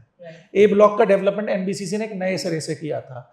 अब जाहिर सी बात है जो पुराना है वो जल्दी खराब भी तो होगा, जल्दी मेंटेनेंस भी तो मांगेगा, और मेंटेनेंस हुई नहीं, इसलिए बी ब्लॉक में कुछ सुविधाएं अभाव रह गई। लेकिन हम इस चीज़ का वायदा करते हैं कि हम एक सुविधाओं को बराबर लेकर चल रहे हैं और बिल्कुल बराबर इसको करके देंगे। मैं कुछ इसमें शरवण जी मैं आपको कुछ बोलना चाहूँगा। आप कह रहे हैं कि बी ब्लॉक का सौतेला व्यवहार हम करते आए, ऐसा बिल्कुल भी नहीं है। आपको याद होगा जब स्ट्रीट लाइट, RWA के अंदर हम जब थे, ये जब हमने सीवर लाइन की सफाई करवाई थी सबसे पहले बी ब्लॉक की करवाई थी। पोल लाइट इंस्टॉल हुए नए, हमने बी ब्लॉक में करवाई, स्ट्रीट लाइट इंस्टॉल हुए बी ब्लॉक में, पार्क लाइट इंस्टॉल हुए बी ब्लॉक में। तो ये कैसे कह सकते हैं? ये ऐसा नहीं है कि हमने उधर नहीं किया, हमने बाकायदा ठीक है, अप्रोप्रिएट वे में जनता की चर्चा है, व्हाट्सएप की चर्चाएं हैं, इसमें कुछ अवधारणाएं बनाई जाती हैं, कुछ परसेप्शन नैरेटिव्स बनाए जाते हैं, जो चीज़ें सामने आती हैं मैं रखता जा रहा हूँ, आप उस पर क्लैरिटी देते हैं। एनओसी पेनल्टी, मेंटेनेंस की पेनल्टी लगाना, चलिए ठीक है, एक वो निर्णय बिना जीबीएम के क्यों लिया? सर पहले तो जो लोग ये कह रहे हैं कि पेनल्टी लगाने के लिए जीवीएम की आवश्यकता है, वो कानूनी किताबें सही से पढ़ ले। एग्जीक्यूटिव बोर्ड ऑफ मैनेजमेंट को पूरी पावर है to enforce penalties within the limited boundaries. इसके लिए किसी जीबीएम की आवश्यकता नहीं है, नियमानुसार हुई, ये नियमानुसार है। और देखिए 4 मई का ये कम्युनिकेशन मैं आपको दिखा रहा हूँ, 4 मई का कम्युनिकेशन है, इसमें बड़ा बड़ा लिखा है, एग्जीक्यूटिव मीटिंग बोर्ड का एजेंडा भी लिखा है, जहां पर लिखा है to discuss and improve the imposition of penalties interest on the delayed maintenance dues. अब आप मुझे बताइए ये पेनल्टी क्या हमने क्या लगा दी है? 12%, 1% इन अ मंथ, 1575 रुपए पे 15 रुपए 75 पैसे आई गैस। तो साहब एक बात बताइए, बच्चे की स्कूल फीस में वही पेनल्टी आप पे कर देते हैं। हाँ, अपने डिलेड जब आप अपना देर से जमा करते हैं इनकम टैक्स, तब आप उसको दे देते हैं बड़े आराम से। इवन तो आप ये समझिए कि आपकी डे टू डे लाइफ में see penalties do not take it as an penalty. कई बार कहते हैं ना कि कुछ पिटाइयां जो है ना वो सुधारने के लिए होती हैं, तो इसको आप ऐसे लीजिए कि ये एक पेनल्टी का सिस्टम सिर्फ इसलिए दिया गया कि आपको ध्यान रहे कि मेरी सोसाइटी के प्रति जिम्मेदारी क्या है और उसे समय से पूरा करना है। इसको पेनल्टी के रूप में ना ले, पेनल्टी तब होती जब मैं इसको 24% करवाता। और इस पेनल्टी की अगर आप बात करेंगे, हाँ आपने कहा जीबीएम के बिना नहीं हुई है, मैं आपको फिर से यहां रोकूंगा। जब शिशिर कुमार अध्यक्ष थे तो जीबीएम के अंदर बाकायदे एक बोर्ड रेजोल्यूशन पास करा गया था, मैंने उसकी भी कॉपी दी है, 18% इंपोजिशन करने का। लेकिन कहते हैं ना एक नेता और एक एडमिनिस्ट्रेटर में फर्क है। नेताजी ने पास तो कर दी लेकिन इंप्लीमेंट करने की कभी दम नहीं लगी। हमने उसको आज एग्जीक्यूटिव बोर्ड के सारे रिवाइव करके लागू कर दिया और रिजल्ट आपके सामने है। 30 लाख रुपए उस अकाउंट में आ गए जिस अकाउंट में 15 दिन हम इंतजार करते थे कि हमें बेचारे अपने कर्मचारियों का वेतन देना है, 10-15 लाख रुपए बफर पैसा आ गया sir, contingency fund, sinking fund. कर्मचारियों के सैलरी को लेकर याद आया, पीछे काफी चर्चा रही कि कर्मचारियों को वेतन नहीं मिल रहा था, चेक पास नहीं हो रहे थे, पेमेंट्स नहीं हो रही थी। परमेश्वर जी जो अकाउंटेंट थे उनको लेकर ही वाज अ ट्रेजरर। हाँ, सो उनको साइनिंग अथॉरिटी से क्यों हटा दिया गया? बहुत बढ़िया सवाल साहब। देखिए, पावर पॉलिटिक्स चलना शुरू हो गई थी, लगातार हमें डिफेम करने के लिए लगातार एसेंशियल सर्विसेज की पेमेंट रोकी जा रही थी। 25 जुलाई 2025 को हद तब हो गई जब 5.5 लाख रुपए जिसका खर्च करके एक तंत्र लगाया गया जिसको पार्क प्लस बोला गया, जिसका बड़ा बड़ा प्रचार किया गया। हाँ, किसने किया? मैं सेक्रेटरी था, अध्यक्ष शिशिर कुमार थे। उसका जब एएमसी तक कराने का नंबर आया तो उसकी एएमसी को काट दिया गया कि साहब ये एएमसी की कोई आवश्यकता नहीं है, बाद में देखेंगे। और देखिए, क्योंकि आप रिकॉर्ड कीपिंग की बात करते हैं तो देखिए, मैं रिकॉर्ड के बिना कोई बात नहीं करता। मैं रिकॉर्ड होना चाहिए। देखिए, बातें करने से बेहतर है कि वो सबूत के साथ बैक्ड हो, ताकि जनता को भी क्लैरिटी मिले, रेजिडेंट्स को क्लैरिटी मिले कि आप जो बात कह रहे हैं वो उसकी वास्तविकता है। फोन को लेंगे, मैं आपको वो परव्यूम टेक्नोलॉजीज का 61,000 रुपए का कटा हुआ पेमेंट दिखाऊंगा जो काट दिया गया सिर्फ और सिर्फ रिवेंज पॉलिटिक्स के चलते। जो लोग ये देखिए, जो लोग मेरा विरोध कर रहे थे वो मेरा विरोध करते करते विरोध करने लगे सोसाइटी की वेलफेयर का। जरा आप यहां ध्यान देंगे, दिखाइए कैमरे की तरफ। कैमरा देखिए आप, परव्यूम technologies limited park plus payment ये लिखी है, और देखिए यहाँ हैंड नोट भी डाला गया है श्री परमेश्वर जी के द्वारा, और इसकी कॉपी मैं व्हाट्सएप ग्रुप पर भी मुहैया करा दूंगा। और 25 जुलाई अभी हमारे, जब हमने इसको करा दिया, आज माननीय विश जी जब हमारे इन्होंने पदभार संभाला 20 जून को, 20 मई को, तो हमने सबसे पहले 3 चीजों की ही बात करी। हमने सबसे पहले पार्क प्लस को करना है, तो पार्क प्लस के लिए सर ने ओके करा, और हमने उस पार्क प्लस आपने इन चुनाव के टाइम पर किया? नहीं, इसके पीछे राजनीति नहीं। ये 25 जुलाई की वर्किंग थी पूरी। मैंने इलेक्शन कमेटी को भी 25 जून की 2025 की, और 61,000 की कोटेशन भी तभी की थी। हमने इसका पूरा कम्युनिकेशन इलेक्शन कमेटी को फॉरवर्ड कर दिया, और हमने उनको बताया कि 61,000 की 1 साल पहले हमें मिली थी। हमें हालांकि 5% बढ़ाने की भी बात कही, लेकिन समाउ विद आवर कॉन्टैक्ट हमने मैनेज किया, और हमने सिर्फ उसको क्रियान्वयन किया है। मैंने कुछ चर्चाएं देखी जिसमें ये जो 61,000 रुपए का अमाउंट आप बता रहे हैं, ये 5 लाख तक भी बताया गया। साहब देखिए, ये तो ऐसी बात हुई कि आपके पास डॉक्यूमेंट है जहां यही 61,000 की बात? सर आप बताइए, 5 लाख रुपए का जब ये कुल लगाई 5 लाख रुपए का पार्क प्लस है, तो इसकी एएमसी 5 लाख की कैसे हो जाएगी? ये बिल्कुल वैसी बात है कि 5 सिक्योरिटी बदल दी जिनके नाम ही नहीं है, जिनके नाम ही नहीं है। 2 सिक्योरिटी आपके घर पर तो नहीं लगी? कभी कभी ये भी चर्चा का जैसा माहौल चल रहा है, और जैसे विपक्षी मेरे को व्यक्तिगत हानि पहुंचाने का प्रयास करते हैं, तो मुझे पर्सनल सिक्योरिटी शायद रखनी पड़ जाए। लेकिन हाँ, मेरी सिक्योरिटी जनता का विश्वास है जो वैलेट के रूप में आपके सामने आ जाएगी। आपके ऊपर कुछ कोर्ट केस चल रहे हैं? हाँ, चल रहे हैं। और उनका खर्च आप सोसाइटी फंड से दे रहे हैं? बड़ा अच्छा सवाल है साहब। आप गूगल कर लीजिए और चेक कर लीजिए, हरिंदर रॉय वर्सेस एडहॉक ए आम्रपाली लेजर वैली। एडहॉक ए आम्रपाली लेजर वैली क्या अवनीश गुप्ता है? नहीं, मैंने इसके पेपर पहले भी साझा किए कि इसके एडहॉक ए पे जो मुकदमा श्री हरिंदर रॉय जी ने किया, जिसके वकील श्री मनोज सिंह जी हैं, उसका खर्चा वकील का दिया जा रहा है, और उस खर्चे पर श्री परमेश्वर जी के भी साइन हैं। मैंने पेपर भी दिया है। इसमें किस किस का नाम है? इस केस में पूरे बोर्ड ऑफ मैनेजमेंट का नाम है। हाँ, इसमें उन 3 सदस्यों का भी नाम है जिन्होंने अपने चेहरे पे मुखौटा बदल के टीम शिशिर से और टीम कर्नल साहब की टीम से आने के बाद उनको धोखा देने के बाद अब एक निष्ठा टीम बना ली। माननीय अजीत जी का भी नाम है, माननीय अमित गोयल जी का भी नाम है, मिनर्वा मैम का भी नाम है, although she is very neutral in this case, and वो इस चीज को मानती हैं कि कोई ऐसा इशू नहीं है। लेकिन अब जब क्योंकि वो सत्ता के उस पक्ष में बैठ गए हैं, तो ये पेमेंट गलत हो गया। सत्ता के इस पक्ष में थे तो इस पेमेंट को पास करने में उनके सारे साइन, अमित गोयल जी के साइन है, सबके साइन, मिनर्वा जी के साइन है, तो अब अजीत मसीह जी के साइन है। तो अब ये विरोध क्यों? साहब ये विरोध तो विरोध करने के लिए, प्रोपेगेंडा के लिए। दल बदलने से विचार बदल जाता है? नहीं, दल बदलने से विचार नहीं बदलता है। बदले विचारों को बार बार क्रियान्वयन करने के लिए दल बदले जाते हैं, क्योंकि आइडियोलॉजी किसी दल की, कुछ ऐसे दल हैं जिनकी आइडियोलॉजी नहीं बदलती, बट कुछ ऐसे लोग हैं जिनकी कोई आइडियोलॉजी ही नहीं होती, जो फ्लोटिंग है। तो उनको बार बार नए दल चाहिए ना। ठीक है, लेकिन आपकी आइडियोलॉजी भी चेंज कुछ नज़र नहीं आती। आपने पेनल्टी लगाई और 75 पैसे बढ़ा दिए। जे वेस्ट कलेक्शन कंपनी को बिना बोर्ड रेजोल्यूशन के रख लिया आपने। साहब अगर ऐसी इसको- बात है तो जे बोर्ड मैनेजमेंट कब आई और कैसे आई ये जानना, बड़ा इतिहास बड़ा जरूरी है जानना। साहब आपने न्यूज़पेपर की कटिंग पढ़ी होगी जिसमें ये कहा गया था कि हमारी सोसाइटी में 5 लाख रुपए का कहते हैं 5 लाख रुपए की पेनाल्टी इंपोज करी गई, ये कह के कि आप प्रॉपर वेस्ट सेग्रीगेशन नहीं करते हैं। हाँ, कानूनी व्यवस्था है, कागजों का बड़ा रोल है। अब कागजों का रोल है तो हमें उस समय पर एनफोर्समेंट करते हुए जे वेस्ट मैनेजमेंट एक सबसे दिखाइए सुधारू रेजोल्यूशन को जरा। जे वेस्ट मैनेजमेंट एक ऐसी कंपनी थी जो हमें उस समय पर एक यही मात्र विकल्प था और हमने इसको लिया। 75 रुपए इसके लिए कह के बढ़ाए गए थे। इसका बोर्ड रेजोल्यूशन एग्जीक्यूटिव बोर्ड में पास हुआ था जिसमें अमित गोयल जी के भी साइन है, जिसमें अजीत वशिष्ठ जी के भी साइन है।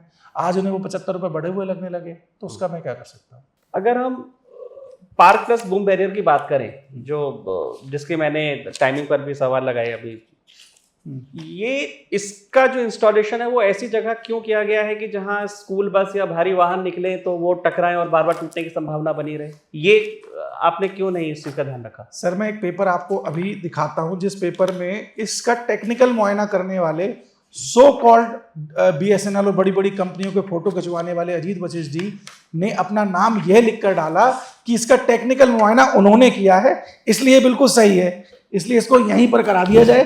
ठीक है, तो मैं आपको वो पेपर दिखा देता हूं। तो ये क्या व्यक्तिगत निर्णय था अजीत वशिष्ठ का? साहब उस समय पर जो बोर्ड रेजोल्यूशन बनते थे वो बिल्कुल व्यक्तिगत निर्णय से तो नहीं बनते थे, सभी के निर्णय से बनते थे। लेकिन कोई व्यक्ति होता है जो अपनी जिम्मेदारी खुद कहता है कि मुझे ये जिम्मेदारी दे दीजिए, तो बोर्ड में लोग देते हैं उस जिम्मेदारी को, तो उनको वो जिम्मेदारी दी गई।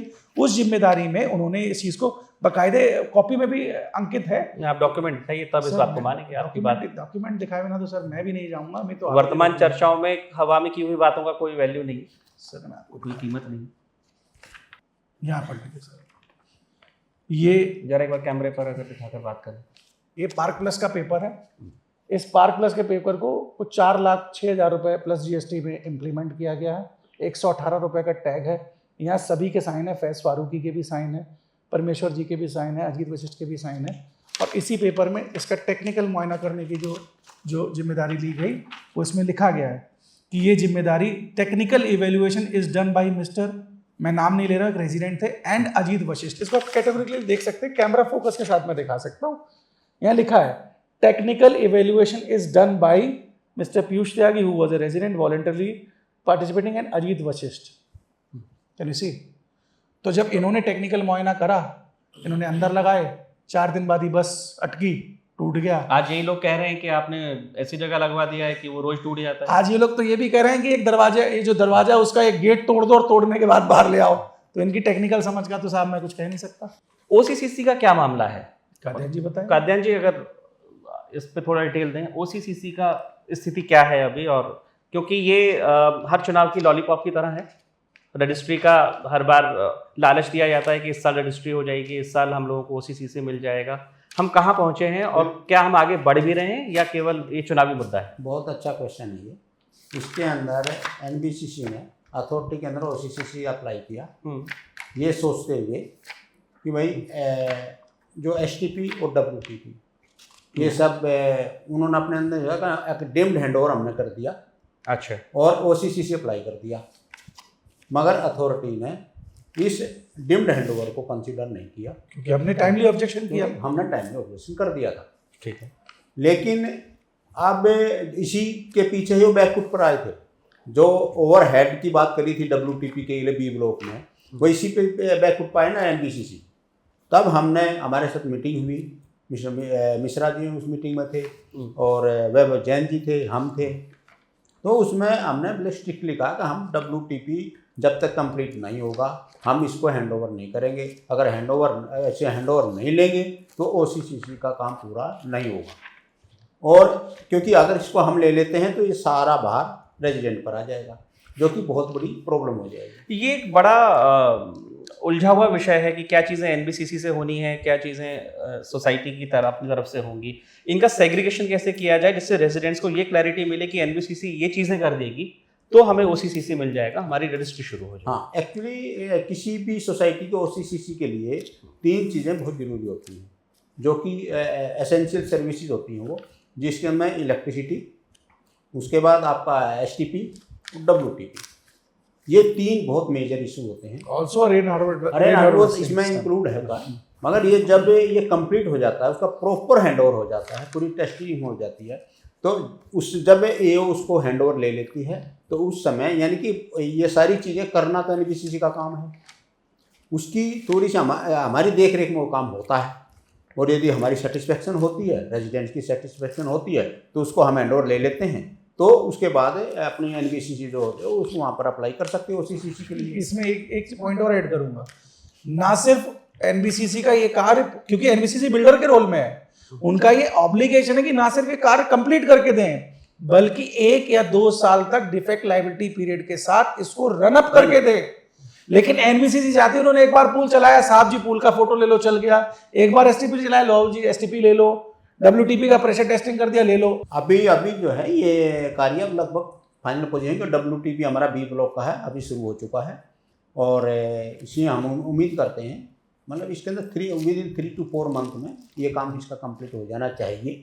आपने एक टर्म यूज किया, rain water harvesting. Anoop Bhardwaj ji team का नया चेहरा है, सोसाइटी के पुराने निवासी हैं। रेन वाटर हार्वेस्टिंग पे आपका विचार क्या है? आप इसको, क्योंकि आप सिविल इंजीनियर हैं, आप चीज़ों को समझते हैं निटिग्रिटी में, क्या है रेन वाटर हार्वेस्टिंग और सोसाइटी के पॉइंट ऑफ व्यू से क्या स्थिति है इसकी और आगे का भविष्य? जी श्रवण जी नमस्कार, बहुत अच्छा सवाल पूछा। मैं खुद परेशान हूँ उस समस्या से, पिछले 3 साल से लगातार देख रहे हैं, बारिश होती है, पानी बढ़ता है, पानी की निकासी नहीं होती। मैं इस फील्ड से जुड़ा हूँ, पिछले 30 से 35 साल का मेरे को एक्सपीरियंस है सिविल इंजीनियरिंग का।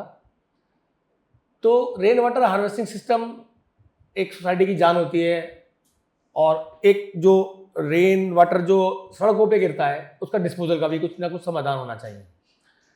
जो कुछ मुझे अभी तक के अध्ययन से मुझे पता लगा है कि ये दोनों सिस्टम लगे हुए हैं, बट कुछ लोगों ने जैसे चबूतरे बना लिए हैं, कवर कर लिया है, उन चीज़ों से दब गए हैं। तो मेरा मकसद अगर मैं चुनकर आया तो मेरा मकसद ये रहेगा कि मैं इन सब चीज़ों को थोड़ा डिटेल में अध्ययन करूँगा, वो ड्राइंग्स होंगी, जो ड्राइंग्स देखूँगा, जहाँ से कुछ प्रॉब्लम्स हैं उन प्रॉब्लम्स को दूर करने की कोशिश की जाएगी, और पूरी कोशिश रहेगी कि अगले सीजन में ये ना हो पाए। अगर कोई बहुत ही बड़ी समस्या नहीं हुई तो, कोई मूलभूत उन्होंने कोई संरचना नहीं डाली है, कोई मतलब ड्रेनेज सिस्टम है ही नहीं, कुछ तो ऐसी टेक्निकल चीजें जो आपको लगता है अभी तक आपकी स्टडी में आई हो, आपके समझने में आई हो कि कहाँ, एक तो ठीक है लोगों ने अपना पक्का कर लिया है, जो कॉमन एरिया है, जो वहाँ पर पानी का निकासी नहीं है, वो चलिए ठीक है, लोग जैसे अभी डॉक्टर अवनीश ने भी कहा कि लोग तैयार हैं कि अगर ऐसी सोशल ज़रूरत है तो उसके हिसाब से करेंगे। तो क्या हमारा इसके अलावा हमारा पूरा जो वाटर ट्रीटमेंट हार्वेस्टिंग का वो है प्लांट है, वो रेडी है, वो सिस्टम पूरा तैयार है, या उसमें भी NBCC का भी कुछ काम बाकी रहता है? उसमें कुछ बनाए गए हैं। अब मुझे कोई ड्राइंग्स अवेलेबल नहीं है, कुछ कार्यान जी से पूछूंगा, कुछ अवनीश जी से पता करूंगा। अगर कोई ड्राइंग्स अवेलेबल होंगी तो मैं उन ड्राइंग्स में देखकर कितनी क्वांटिटी हमारी रेन वाटर हार्वेस्टिंग सिस्टम की इन्होंने बनाई है और गाइडलाइंस के हिसाब से बनाई है या नहीं बनाई है, ड्राइंग में कितने अप्रूवल हैं वो देखेंगे, और उनकी एक मेंटेनेंस होती है हर 6 महीने में, वो मेंटेनेंस होनी चाहिए। तो ये सब देखकर कोशिश करेंगे कि वो अगर नहीं बनाई है तो NBCC के ऊपर जोर डाला जाएगा उन चीज़ों को पूरा करने के लिए, क्योंकि ड्राइंग से पीछे हट नहीं सकते वो। आपके जो पुराने प्रोजेक्ट्स रहे हैं उसमें आपके पास एक्सपीरियंस है रेन वाटर? बिल्कुल है, आपने कभी काम किया है? मैंने 10-15 इंडस्ट्रीज में काम किया है, और सब जगह लगभग कहीं 3, कहीं 4, कहीं 5 रेन वाटर हार्वेस्टिंग सिस्टम बनाए हैं हमने। और IWA एक संस्था है, Indian waterways authority of India, उनके साथ में मैंने बड़े क्लोजली काम किया है, उनकी गाइडेंस में काम किया है। तो क्या रेन वाटर हार्वेस्टिंग सिस्टम होता है, क्या होना चाहिए, क्या स्पेसिफिकेशंस होने चाहिए, मेरे को काफ़ी क्लियरिटी है उनके बारे में। बहुत अच्छा है। तो मुझे लगता है कि मैं एक ये भी है, साथ में मैंने देखा है अभी हम कन्वेंसिंग के लिए गए थे तो काफ़ी लोगों ने अपनी समस्या बताई, जो इलेक्ट्रिकल ड्रेन है उसमें भी पानी भर जाता है, तो हम उसके ऊपर भी काम करेंगे। अभी कुछ दिन पहले सोसाइटी पानी पानी हो गई थी, पूरा नोएडा एक्सटेंशन पानी पानी था।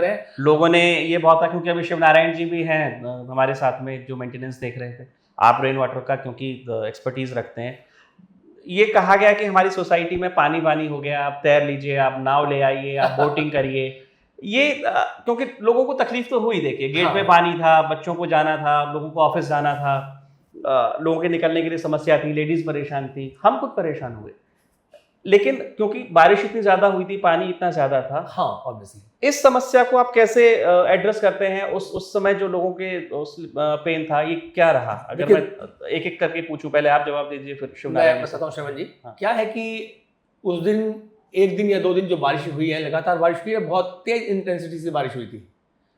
और मेरे ख्याल से नोएडा एक्सटेंशन की 2-3 सोसाइटियों में मैं जानता हूँ, मेरे मित्र हैं, और एक मेरा फ्लैट चेरी काउंटी में भी है।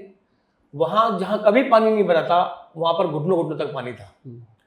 अच्छा, अब दूसरी बात पर आते हैं कि डिस्पोजल नहीं है, सिस्टम नहीं है, सिस्टम फेलियर हो गया। ये सब तो यही पॉलिटिक्स है। पॉलिटिक्स में ये सब एक दूसरे के ऊपर आरोप लगाते हैं लोग बाग। तो फेलियर तो है लेकिन- ना शिवनारायण जी, फेलियर नहीं है क्या? लेकिन अगर एक पानी बात रुका मैं- और रुका रहा, फिर गया नहीं तो अपनी बात पूरी करूंगा श्रवण जी। हाँ जी। लेकिन क्या वो पानी अगले दिन तक नहीं सूख गया? इसका मतलब सिस्टम तो है, कहीं ना कहीं सिस्टम है, बस उस सिस्टम को दुरुस्त करने की जरूरत है।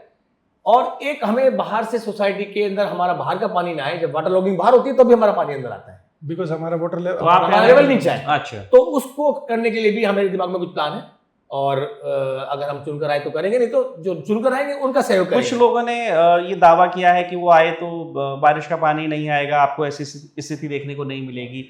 हालांकि उन्होंने टेक्निकल पॉइंट से बात नहीं की, जैसा आपने समझाया है कि रेन वाटर हार्वेस्टिंग सिस्टम क्या है, कैसे उसको देखा जाएगा, करा जाएगा। तो क्या ये इतना आसान है कि कोई वादा कर दे कि रेन वाटर नहीं रुकेगा और आपकी सोसाइटी में पानी नहीं आएगा? ये पॉसिबल है? जी नहीं, पॉसिबल नहीं है। क्या इसको रातों रात चेंज किया जा सकता है? नहीं किया जा सकता, बिल्कुल भी नहीं किया जा सकता, क्योंकि हमारी सोसाइटी का लेवल बाहर के रोड लेवल से नीचे है। लेवल को कोई उठा के पानी ऊपर से नीचे नहीं चलता, दुनिया जानती है पानी ऊपर से नीचे चलता है, नीचे से ऊपर नहीं जाता है। अब जब गड्ढा है तो पानी भरेगा ही भरेगा। उस गड्ढे के बाहर का पानी ना है, उसको रोकने के लिए हमें कुछ करना है। और जो हमारा इंटरनल पानी है, उसको रेन वाटर हार्वेस्टिंग के थ्रू कैसे जमीन के अंदर लिया जा सकता है। जो रूफ टॉप का पानी है वो जाएगा, जो बाहर ड्रेन का पानी है तो बाहर ही जाएगा। और अगर बाहर पानी भरा होगा तो हम उसको भी नहीं रोक पाएंगे, क्योंकि वो नीचे लेवल पे जुड़ा होगा, वो पानी बाहर जाएगा ही नहीं। अगर नहीं जाएगा तो थोड़ा बहुत वाटर लॉगिंग तो आपको सहनी पड़ेगी साहब। शिवन जी, क्या ये वही लोग हैं जो पानी के बारे में बात कर रहे हैं, जो इस वीडियो के समय पे पिछले साल बोर्ड का सदस्य थे? क्लब के अंदर ये फ्लडिंग जब पानी की हो रही थी, बिल्कुल ठीक। और ये पिछले 10 सालों से हो रही थी, और ये सदस्य श्रीमान अजीत वशिष्ठ जी यहाँ 10 साल से रह रहे थे। डिफरेंट सोसाइटीज में डिफरेंट टीम्स के हिस्से रहे। मेरे साथ ये काफी बड़ा कवरेज भी हुआ था। और इस कवरेज मैं पूरी कर लेता हूँ, इस कवरेज का हिस्सा भी बने। लेकिन आप व्यक्तिगत तौर पे अगर अजीत वशिष्ठ का नाम ले रहे हैं, हाँ। उस टीम का हिस्सा तो आप भी थे, हाँ। आप मॉनिटर कमेटी का हिस्सा भी थे, हाँ। और आप एओए का हिस्सा हाँ। भी थे, हाँ। तो- काद्यान जी भी अध्यक्ष हैं। तो उसका रिजल्ट ये रहा। तो जिम्मेदारी एक व्यक्ति की कैसे? नहीं, जिम्मेदारी हमेशा मैं अपने कंधों पे लेता हूँ। मैं जिम्मेदारी कभी ये कहता ही नहीं कि आपकी है। लेकिन जब लोग राजनीतिक द्वेष के चलते, रिवेंज पॉलिटिक्स के चलते झूठे आरोप लगाते हैं कि क्लब के अंदर पानी भर जाता था, 10 साल से ये यहीं रह रहे थे, कई बोर्ड्स के ये हिस्सा रहे, ये कभी इसको सही नहीं कर पाए। मैंने NBCC से पूरे बोर्ड ने कई बार डिस्कशन की, उनके पास भी इसका इलाज नहीं था। इलाज साहब ने बताया, जो अभी उन्होंने बताया कि पानी ऊपर से नीचे जाता है और नीचे से ऊपर जाता है। हम लोगों ने क्या इस साल क्लब में पानी भरा? किसी ने क्लब में पानी देखा? क्लब में पानी इसलिए नहीं भरा क्योंकि साहब ने वाटर लेवल को ऊपर पीछे के ग्राउंड लेवल और पेवर लेवल को उठाने की एक राय मशवरा दिया, और हमें ऐसा लगा यार इससे तो क्या ही होने वाला है। फिर वही बात को NBCC के लोगों ने भी माना, और कौड़ियों के खर्चे में जरा सी बुद्धिमत्ता से वो काम हो गया जो 10 साल से नहीं हुआ। इस बार क्लब में उसी बारिश के दिन नेक्स्ट डे श्रीमान धवन जी और बाकी लोगों ने वीडियो भी डाली, जो उसी स्विमिंग पूल में नहा रहे थे, जो स्विमिंग पूल में करीब 6 फीट पानी भरता था। और मेरे साथ एक वीडियो एविडेंस पर भी ये खड़े हुए थे, जहां पर इन्होंने कहा था यहाँ सांप तैरा करते थे।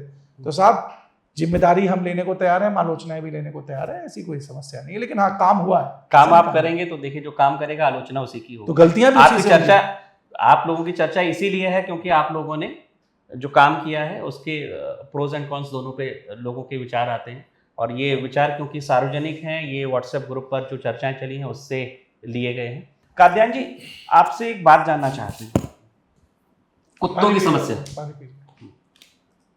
कुत्तों की समस्या इसको अलग अलग तरीके से डॉग लवर्स, डॉग हेटर्स, अलग अलग नाम, अलग अलग ग्रुप्स, समस्या तो बड़ी है बिल्कुल है। और आपके हमारे सबके लिए है। इसका सही और वैधानिक रूप से क्या समाधान आप देखते हैं और क्या आपका रोड प्लान है इसके लिए? देखिए, इसमें जो एज पर लॉ अगर हम देखें तो डॉग्स को रिप्लेस करना बड़ा मुश्किल है। इसमें स्टेरिलाइजेशन ही एक ऐसी चीज़ है जिसके अंदर हम उसका करवाते रहें, ड्राइव चलाते रहें, वहाँ करते भी हैं। और दूसरा सबसे इम्पोर्टेंट है कि बाहर के डॉग अंदर ना पाएँ, और अच्छा। ताकि हम इसको सुनिश्चित कर लें अब भाई बाहर का डॉग अंदर ना आए, और जो एग्रेसिव ज़्यादा डॉग है उसको हम शेल्टर में, ये एज पर, क्योंकि अभी सुप्रीम कोर्ट का लेटेस्ट में कुछ लोग जो है, क्योंकि दूसरे लोग भी चुनावी मैदान में और वो बड़ा स्थायी समस्या मतलब स्थायी समाधान की बात कर रहे हैं कुत्तों को लेकर, क्या लगता है वास्तव में संभव है कि इसका कोई परमानेंट सॉल्यूशन किया जा सकता है? कुत्ते ही नहीं होंगे सोसाइटी में, बाइट नहीं करेंगे, केवल पेट्स हैं और बड़े कंट्रोल उसमें होंगे, पर ठीक है, देखिए सबका अधिकार है, सबके अधिकारों का सम्मान होना चाहिए, मनुष्यों का भी और पशुओं का भी। तो लेकिन इसको लेकर के स्थायी समाधान कोई तुरंत संभव है? देखिए, तुरंत संभव मुश्किल है, परंतु इसमें हम थोड़े प्रिकॉशन लेकर के, जैसे हम अगर चाहें कि हर रोड पर ना रहें, कुछ ऐसा ना रहें, उसके लिए जैसे फीडिंग पॉइंट हम फिक्स कर दें। वो अगर रेजिडेंट्स में अगर हमें कोऑपरेट करें तो फीडिंग पॉइंट पे एक जगह जब हम उसको खाना एक जगह देंगे तो डॉग फिर जहाँ पर खाना मिलता है ना ऑलमोस्ट फिर वहीं पर ही वो इकट्ठा होना शुरू हो जाते हैं, और एक पर्टिकुलर किसी अलग एरिया के अंदर, और सबसे स्टेरिलाइजेशन ड्राइव हम कंटिन्यू रखें। तो इसमें ये मतलब कानूनी दायरे में कुछ एक हाँ। समाधान है जो कि लाए जा सकते हैं। लाया जा सकता है। अभी तक किया आपने कुछ इस मामले में? हाँ, इसकी कोई जगह कदम उठाया? ये ड्राइव स्टेरिलाइजेशन ड्राइव तो हमारा रेगुलर चलता है। हाँ। और जैसे हमारी बाउंड्रीज कुछ ओपन थी वो ऑलमोस्ट कवर हो चुकी हैं, जिससे कि बाहर के डॉग को रोकने की काफ़ी हमने कोशिश की जा रही है, काफ़ी हो रहा भी है। तो इसमें मेजर तो यही है कि कोशिश तो हमें आने वाले टाइम में थोड़ा ये कोशिश जरूर करेंगे, कोई शेल्टर होम को हम इसमें बनवाने में कामयाब हो जाएं परमिशन ले करके, उसके लिए हम थोड़ी सी कोशिश करें ताकि यहाँ के डॉग को शेल्टर होम के अंदर प्रॉपर उसकी केयर की जा सके। डॉक्टर अवनीश गुप्ता, 2 सवाल आपसे। आपने लोगों को गंगा जल पिलाने की आस दी है, लोग कह रहे हैं कि यहाँ पर अभी तो सप्लाई का पानी प्रॉपर नहीं आता, WTP की खैर हम बात कर चुके हैं, गंगा जल की क्या व्यवस्था है, क्या इसका भविष्य है, और पहले इस पर चर्चा करते हैं। अभी मेरे रीसेंट कम्युनिकेशंस को अगर आप देखेंगे तो मैंने NBCC का एक लेटर डाला सपोर्ट डॉक्यूमेंट में गंगा जल के। गंगा जल पे जब बात चल रही है तो थोड़ा हिस्ट्री में जाते हैं। हमारे यहाँ रावत जी हैं जो विश जी के मित्र हैं, क्या बिला नंबर है रावत जी का सर? B316 जो अथॉरिटी में है और जो इस प्रोजेक्ट में की परियोजना में कार्य कर रहे थे, अभी रिटायर हुए हैं।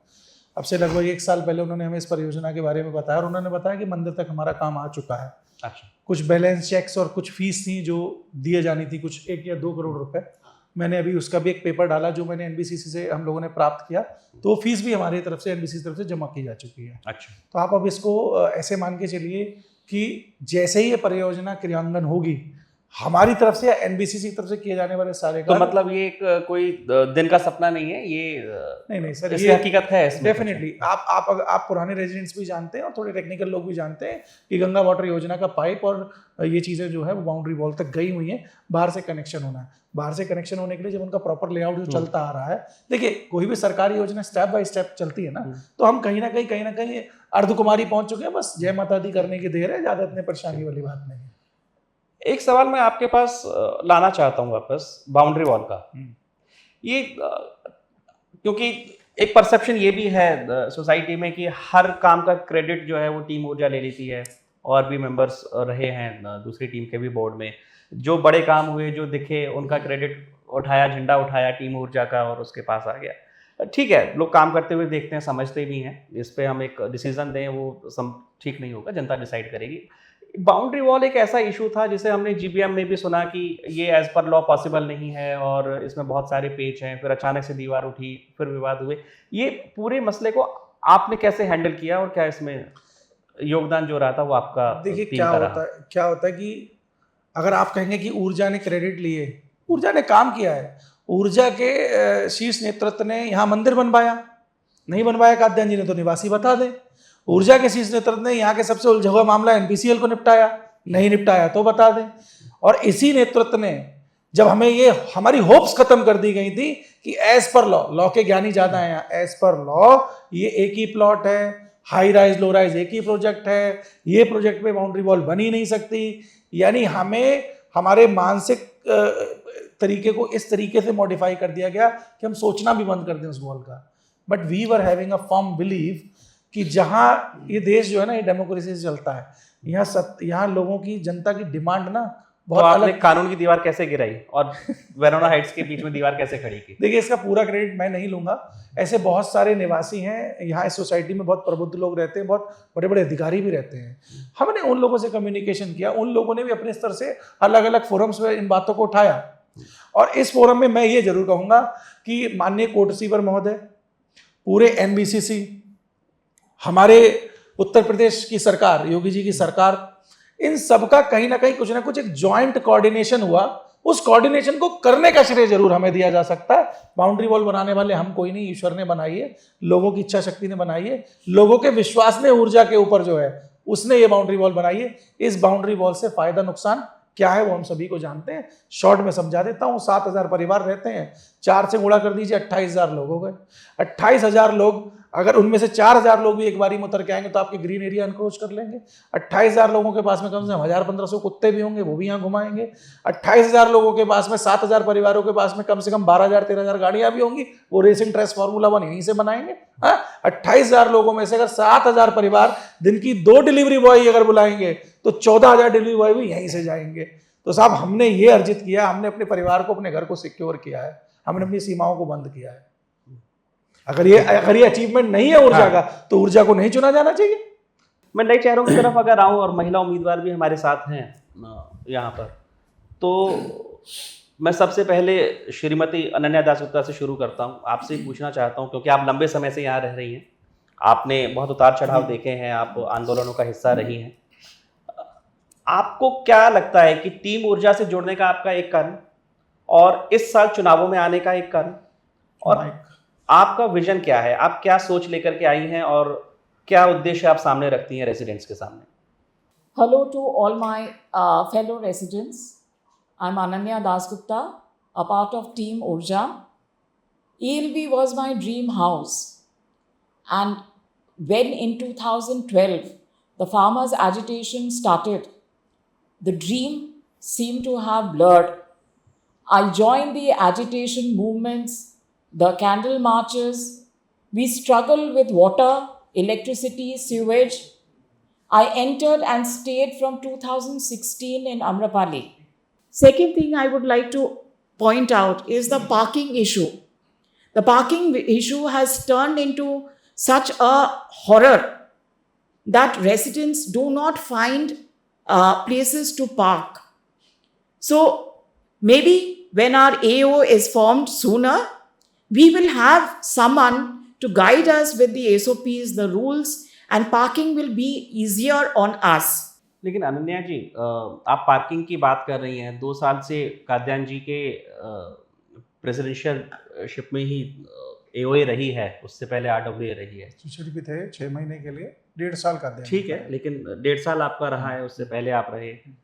तो ये ऐसा इशू है, पार्किंग का इशू, अभी तक इस पर क्या प्रोग्रेस रही और अब आप इसको कैसे देखते हैं कि इसको रिजॉल्व करेंगे? अभी तक ये रिजॉल्व क्यों नहीं हो पाई, और आगे आप ये कॉन्फिडेंस कैसे दे सकते हैं रेजिडेंट्स को कि ये इशू रिजॉल्व हो जाएगा? आप इस पर कुछ कहें पहले, अगर आपका क्या रोड मैप है आप बताएं। We couldn't do it because our board was not registered. But this year, we are hoping that the board will be registered. Surely it will be. And then the authorities will be enforcing the policies, the SOPs, and I'm sure we will not be facing the problems of encroachment of cars from outside and also inside. Because some people have more than one car. So I hope this will be pacified as soon as the registration is done. क्योंकि एक बहुत बड़ा मुद्दा है, और ये केवल कारों का सड़कों पर अतिक्रमण नहीं है, ये एनक्रोचमेंट लोगों की ज़िंदगी पर हो गया है। अब डिफरेंसेस बढ़ रहे हैं, तो लोग उम्मीद कर रहे हैं कि इस आने वाले टाइम में रजिस्ट्रेशन के साथ, बोर्ड के रजिस्ट्रेशन के साथ, जब आपके पास कॉन्स्टिट्यूशनल पावर्स होंगी, तब ये पॉलिसी स्ट्रिक्टली इम्प्लीमेंट हो। ठीक है, एक अच्छा लगता है कि जो पुराने कर्मठ कार्यकर्ता रहे वो आगे आकर और ऐसे प्रेसिंग इश्यूज़ को उठाते हैं और लोगों का पेन एरिया समझ रहे हैं। लेकिन यहाँ पर एक सवाल और आता है, क्योंकि सविता जी नहीं है। सविता जी, आपसे मैं एक बार पूछना चाहता हूँ कि आपको क्या लगा कि क्यों टीम ऊर्जा के साथ जुड़ना चाहिए? ऐसा क्या इन्होंने किया है? आपने क्या एक्सपीरियंस किया है? आपको ज़्यादा समय नहीं हुआ है सोसाइटी में आए हुए, किन चीज़ों ने आपको ये चीज़ बैक की कि नहीं, मैं टीम ऊर्जा के साथ जुड़ करके और फिर चुनावों में लड़ूं, रादर इंडिपेंडेंट आने के? आपका क्या व्यू पॉइंट है टीम ऊर्जा को लेकर, आपके विजन को लेकर के, और आपका क्या रोड मैप है? जी श्रवण जी, बहुत बहुत धन्यवाद मुझे एक मौका देने के लिए कि मैं अपना पक्ष भी रख पाऊँ टीम ऊर्जा के बारे में।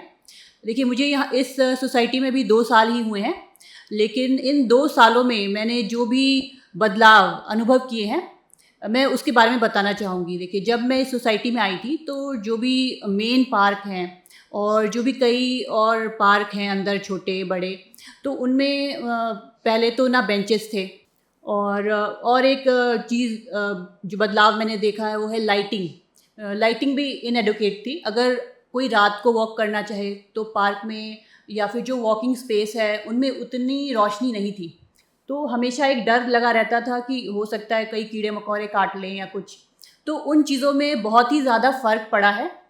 और आगे बढ़ के मैं ये भी कहना चाहूँगी कि देखिए, पहले जब मैं आई थी इस सोसाइटी में तो स्पीड ब्रेकर्स भी नहीं थे, लेकिन अब मतलब कुछ जब मैं शिफ्ट हुई तो उसके बाद ही ये चीज़ों में बदलाव आए हैं। स्पीड ब्रेकर्स लगे हैं, जितने भी सोसाइटी के विला हैं उनके नंबर प्लेट्स लगे हैं, और जो भी टर्न्स हैं उन पे कन्वेक्स मिरर्स भी लगे हैं।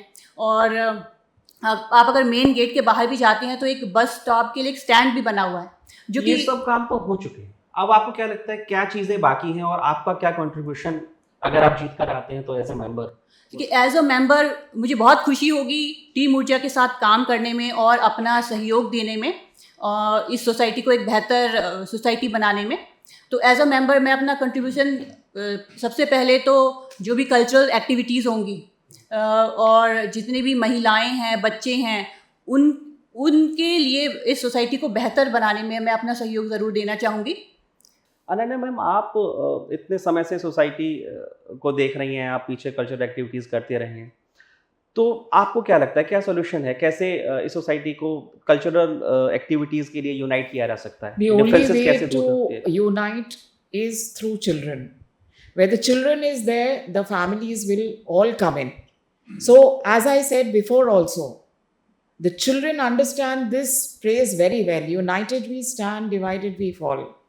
So, it is the children who's going to bring the parents along. Right, childrens को लेकर कोई एक्टिविटी सच नहीं होती है हमारी सोसाइटी Nothing. में। हाँ। And the children आगे जैसे थे, सांप था पार्क में, बच्चे खेल नहीं पाते, इवन साइकिल लेके जाते थे तो पीछे डॉग्स रन करते थे। अब वो सारे चीज़ें बहुत अच्छा हो गया है। The snakes have been removed from the park, even the dogs have been sterilised. Okay, so all these good works have put the children into some activities, but the activities where they have a lot of talents, they might do anything. Whether it's singing, dancing, recitation, they can contribute in everything. And even their parents come along, tag along, because they also have talents inside them. So that is where we are going to bring them under one banner. And I must mention our mentor, Mrs. Mini Shikha. She has been trying to build this dream of one society under one banner. रहा आसान नहीं है, लेकिन नहीं, आसान तो तब भी नहीं था, लेकिन हमने करके तो दिखाया था। 2016 से 2019 तक हमारे कोई डिवाइड नहीं था। बच्चों ने हमको यूनाइट करके रखा। चाहे आप अपने नेबर से बात ना करें, लेकिन बच्चे ज़रूर आते थे। ये एक सुखद यादें हैं जो आप लेकर आती हैं टीम में। आप और हम सब गलियों से निकलते हैं एएलवी की, अपनी गाड़ियों से निकलते हैं, और हम देखते हैं कि एक गाड़ी निकलती तो दूसरी नहीं निकलती, और कभी कभी तो पहली गाड़ी भी अपने पूरे संघर्ष के साथ निकलती है। पार्किंग को लेके जो एक बड़ा मुद्दा है, पेन एरिया है लोगों का, आप इसको कैसे एड्रेस करेंगे? मैं विशाली से शुरू करता हूँ और फिर अनन्या जी तक आऊँगा। पार्किंग के एरिया की जो प्रॉब्लम है उसके बारे में पहले भी अभी डिस्कशन हुआ है कि फर्म पॉलिसी बननी चाहिए, और सबसे बड़ी बात है कॉपरेशन होना चाहिए मिलजुल के इस प्रॉब्लम का सल्यूशन हम सबको ही निकालना है, वरना तो फिर वही मिलजुल के तो समस्या क्रिएट की है, आप कह रहे हैं सॉल्यूशन नहीं, यही तो सोच का अंतर है टीम ऊर्जा का, यही सोच का अंतर है। हम सब मिलके काम करेंगे और इस प्रॉब्लम का सल्यूशन भी निकालेंगे। सॉल्यूशन क्या नजर आता है सविता जी, आप कैसे इस समस्या को एड्रेस करेंगे? जी श्रवण जी, देखिए मैं कहना चाहूँगी ये जो प्रॉब्लम है ये बढ़ी है। जब मैं आई थी तो तब से और भी लोग शिफ्ट हुए हैं, और जैसा कि मैंने महसूस किया है जो पार्किंग एरिया है, पार्क के साइड में जो जगह है या फिर घर के सामने अगर कोई सड़क है तो लोगों ने उसको मतलब कैप्चर करना चाहा है, ऑक्यूपाई करना चाहा अपनी गाड़ियाँ लगा के। तो इसके लिए जैसा कि मैं टीम ऊर्जा और जैसा कि हमारी टीम बात करती है, तो मुझे ऐसा लगता है कि इसमें एक सही में एक पॉलिसी बनानी चाहिए, या फिर जिनकी पहली गाड़ी है या तो वो अपने पार्किंग स्पेस पे लगाए, वो उसको मैंडेटरी बना दे। अगर कैसे बाउंड करेंगे आप लोगों को? देखिए मुझे लगता है या तो अगर वो लगाते हैं पार्क के साइड में, या तो बिल्कुल पार्किंग स्पेसेस बनाए जाएं, लाइन्स खींची जाएं, वहाँ पे विला नंबर मेंशन किए जाएं, या तो उनसे रेंट वसूला जाए कि ठीक है आप एडिशनल यहाँ लगा रहे हो तो आप रेंट दीजिए। तो रेंट लेकर के आप कैसे ऑक्यूपाई होने दे सकते हैं रोड को? रेंट लेके देखिए ये क्या है, एक तो ये सोसाइटी की ग्रोथ में भी थोड़ी हेल्प करेगा, वो पैसे आएंगे तो कहीं ना कहीं तो ग्रोथ में हेल्प करेगा। और इससे ये रहेगा कि अगर हम जैसे कि मेरा विला नंबर है A457, तो अगर मैं दूसरी गाड़ी लगाती हूँ तो एक मतलब उसके लिए एक फिक्स प्लेस है, उसके लिए कोई और आर्गुमेंट नहीं होना चाहिए कि हाँ ये विजिटर जगह है तो यहाँ विजिटर लगाएं। उस पर हर कोई अपना दावा ना ठोके कि हाँ ये मेरे घर के सामने है तो मैं करूँगा, या फिर ये पार्क मेरे घर से सटा है तो ये मतलब इस पर हमारा कब्जा होगा। ठीक वो है, नहीं ये एक होनी नैतिक चाहिए। जिम्मेदारी भी है कि हम उस जो रूल्स बनते हैं, एक सोसाइटी तभी होती है जब लोग रूल्स फॉलो करते हैं। अनन्या जी, एक बात आप बताइए कि हम बुलेवार्ड एरिया देखते हैं या जो बैक साइड के लेन्स हैं वो हम देखते हैं, लोगों ने परमानेंट पार्किंग बनाई है, ये कड़वा सच है और हमें स्वीकार करना चाहिए। वही हाल अब अंदर की गलियों में भी हो गया है कि लोगों ने अपना कॉमन एरिया कवर कर लिया है, उसके अपने रीजंस हैं कि डॉग्स की वजह से किया है, सेफ्टी की वजह से किया है, ठीक है जो भी। अब गाड़ियां बाहर लगाते हैं, वो अंदर भी नहीं लगाते, तमाम ऐसे लोग हैं और एक बड़ी समस्या है, एक महामारी की तरह फैल गई है पार्किंग की समस्या। आपका क्या व्यू पॉइंट है? शुरू में तो ये बोलूँगी कि एक्स्ट्रा पार्किंग के लिए Amrapali was charging extra. If you had to park your car in your garage and your second car had to be parked in any of the parking areas, you had to pay an extra charge. हाँ, वो कुछ लोगों ने लिया था, कुछ लोगों ने नहीं लिया है. Now there is a reselling of property, and even NBCC is coming and completing the villas and handing it over. तो शायद इनको पता नहीं है कि those parkings are supposed to be paid parkings. Qadir जी, आप लोगों के नाम से, डॉक्टर अवनीश के नाम से भी एक चर्चा चली थी कि पार्किंग को लेकर के कुछ चर्चाएं थी, लोगों की समस्या थी, तो उसमें कुछ लोगों ने ये क्लेम किया कि जो वो पार्किंग है कॉमन एरिया की, उसके उन्होंने पैसे दिए हुए हैं। ये क्या मसला है, इसकी सच्चाई क्या है? नहीं, एक्चुअली क्या, पार्किंग के लिए कॉमन एरिया जो भी पार्किंग है वो कॉमन ही है, और उसके अंदर किसी के लिए ये पर्टिकुलर किसी की फिक्स पार्किंग नहीं है वो। और उसके आने वाले जब तक हम लोग सिस्टम क्रिएट नहीं करेंगे, वो किसी से भी रिलेटेड हो, जो पार्किंग को क्या लेकर सच है कि लोगों ने पेड पार्किंग ली हुई है, एक्स्ट्रा पार्किंग जो है नहीं, पेड है कॉमन एरिया की? नहीं, कोई ऐसी कोई पार्किंग नहीं है जिसके अंदर उन्होंने पे किया हुआ है या कुछ ऐसा है। अगर किसी ने किया है तो उन्होंने अपने, उनके पास पेपर है, लेकिन यहाँ पर कुछ भी इसमें नहीं हुआ है उनका। हाँ, ये सिर्फ अफवाह है। ठीक है। बिष्ट जी, आप कोर्ट रजिस्ट्रार रहे, महेंद्र सिंह बिष्ट जी को साइनिंग अथॉरिटी अभी बनाया गया मई में, 20 मई को आप साइनिंग अथॉरिटी बने।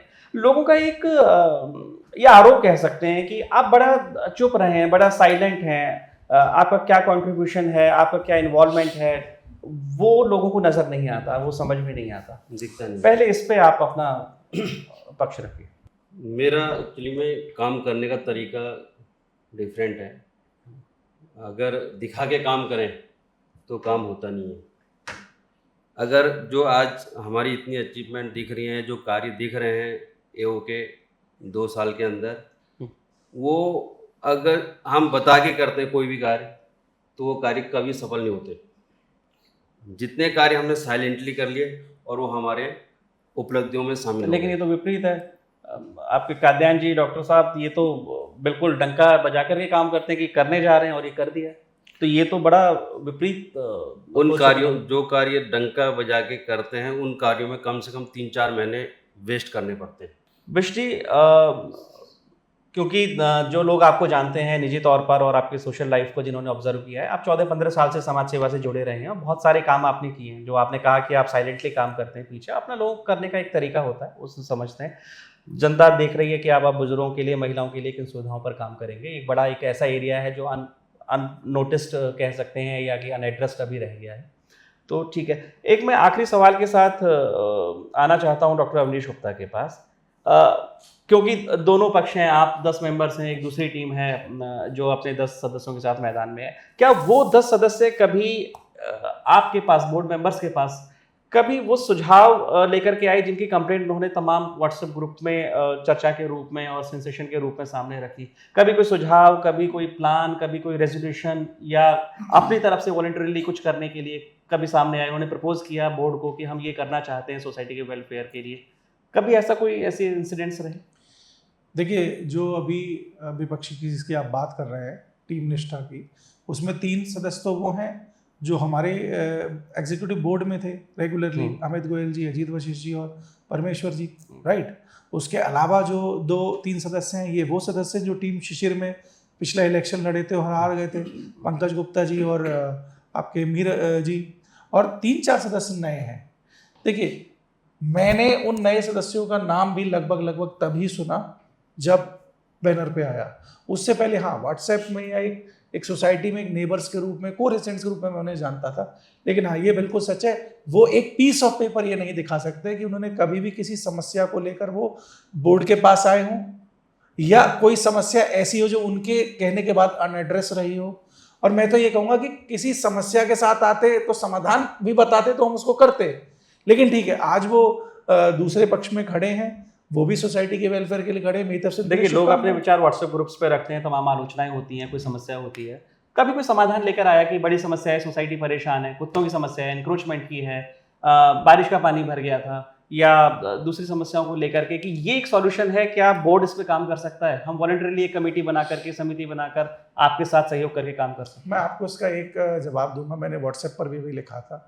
आपका सवाल जो है वो बड़ा लाजमी है, लेकिन ये जो टीम निष्ठा है, वो टीम निष्ठा में क्या है? बेसिकली टीम शिशिर प्लस वो लोग जो बोर्ड को छोड़ के गए, जिन्हें मैं दल बदलू कहता हूं, इज इक्वल टू निष्ठा। जो व्यक्ति चुनाव में नहीं है, हम उनके बारे में नहीं अभी चर्चा करते हैं, हम विषयों पर चर्चा कर रहे हैं, व्यक्ति पर चर्चा नहीं कर रहे हैं, तो इसको यहाँ रहने देते हैं। मैं बहुत क्विकली कुछ रैपिड फायर क्वेश्चन करूंगा, आप में से जो उचित समझें उसका जवाब दें।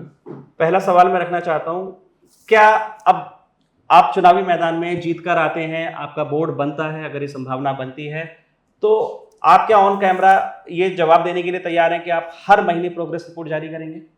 हाँ या ना?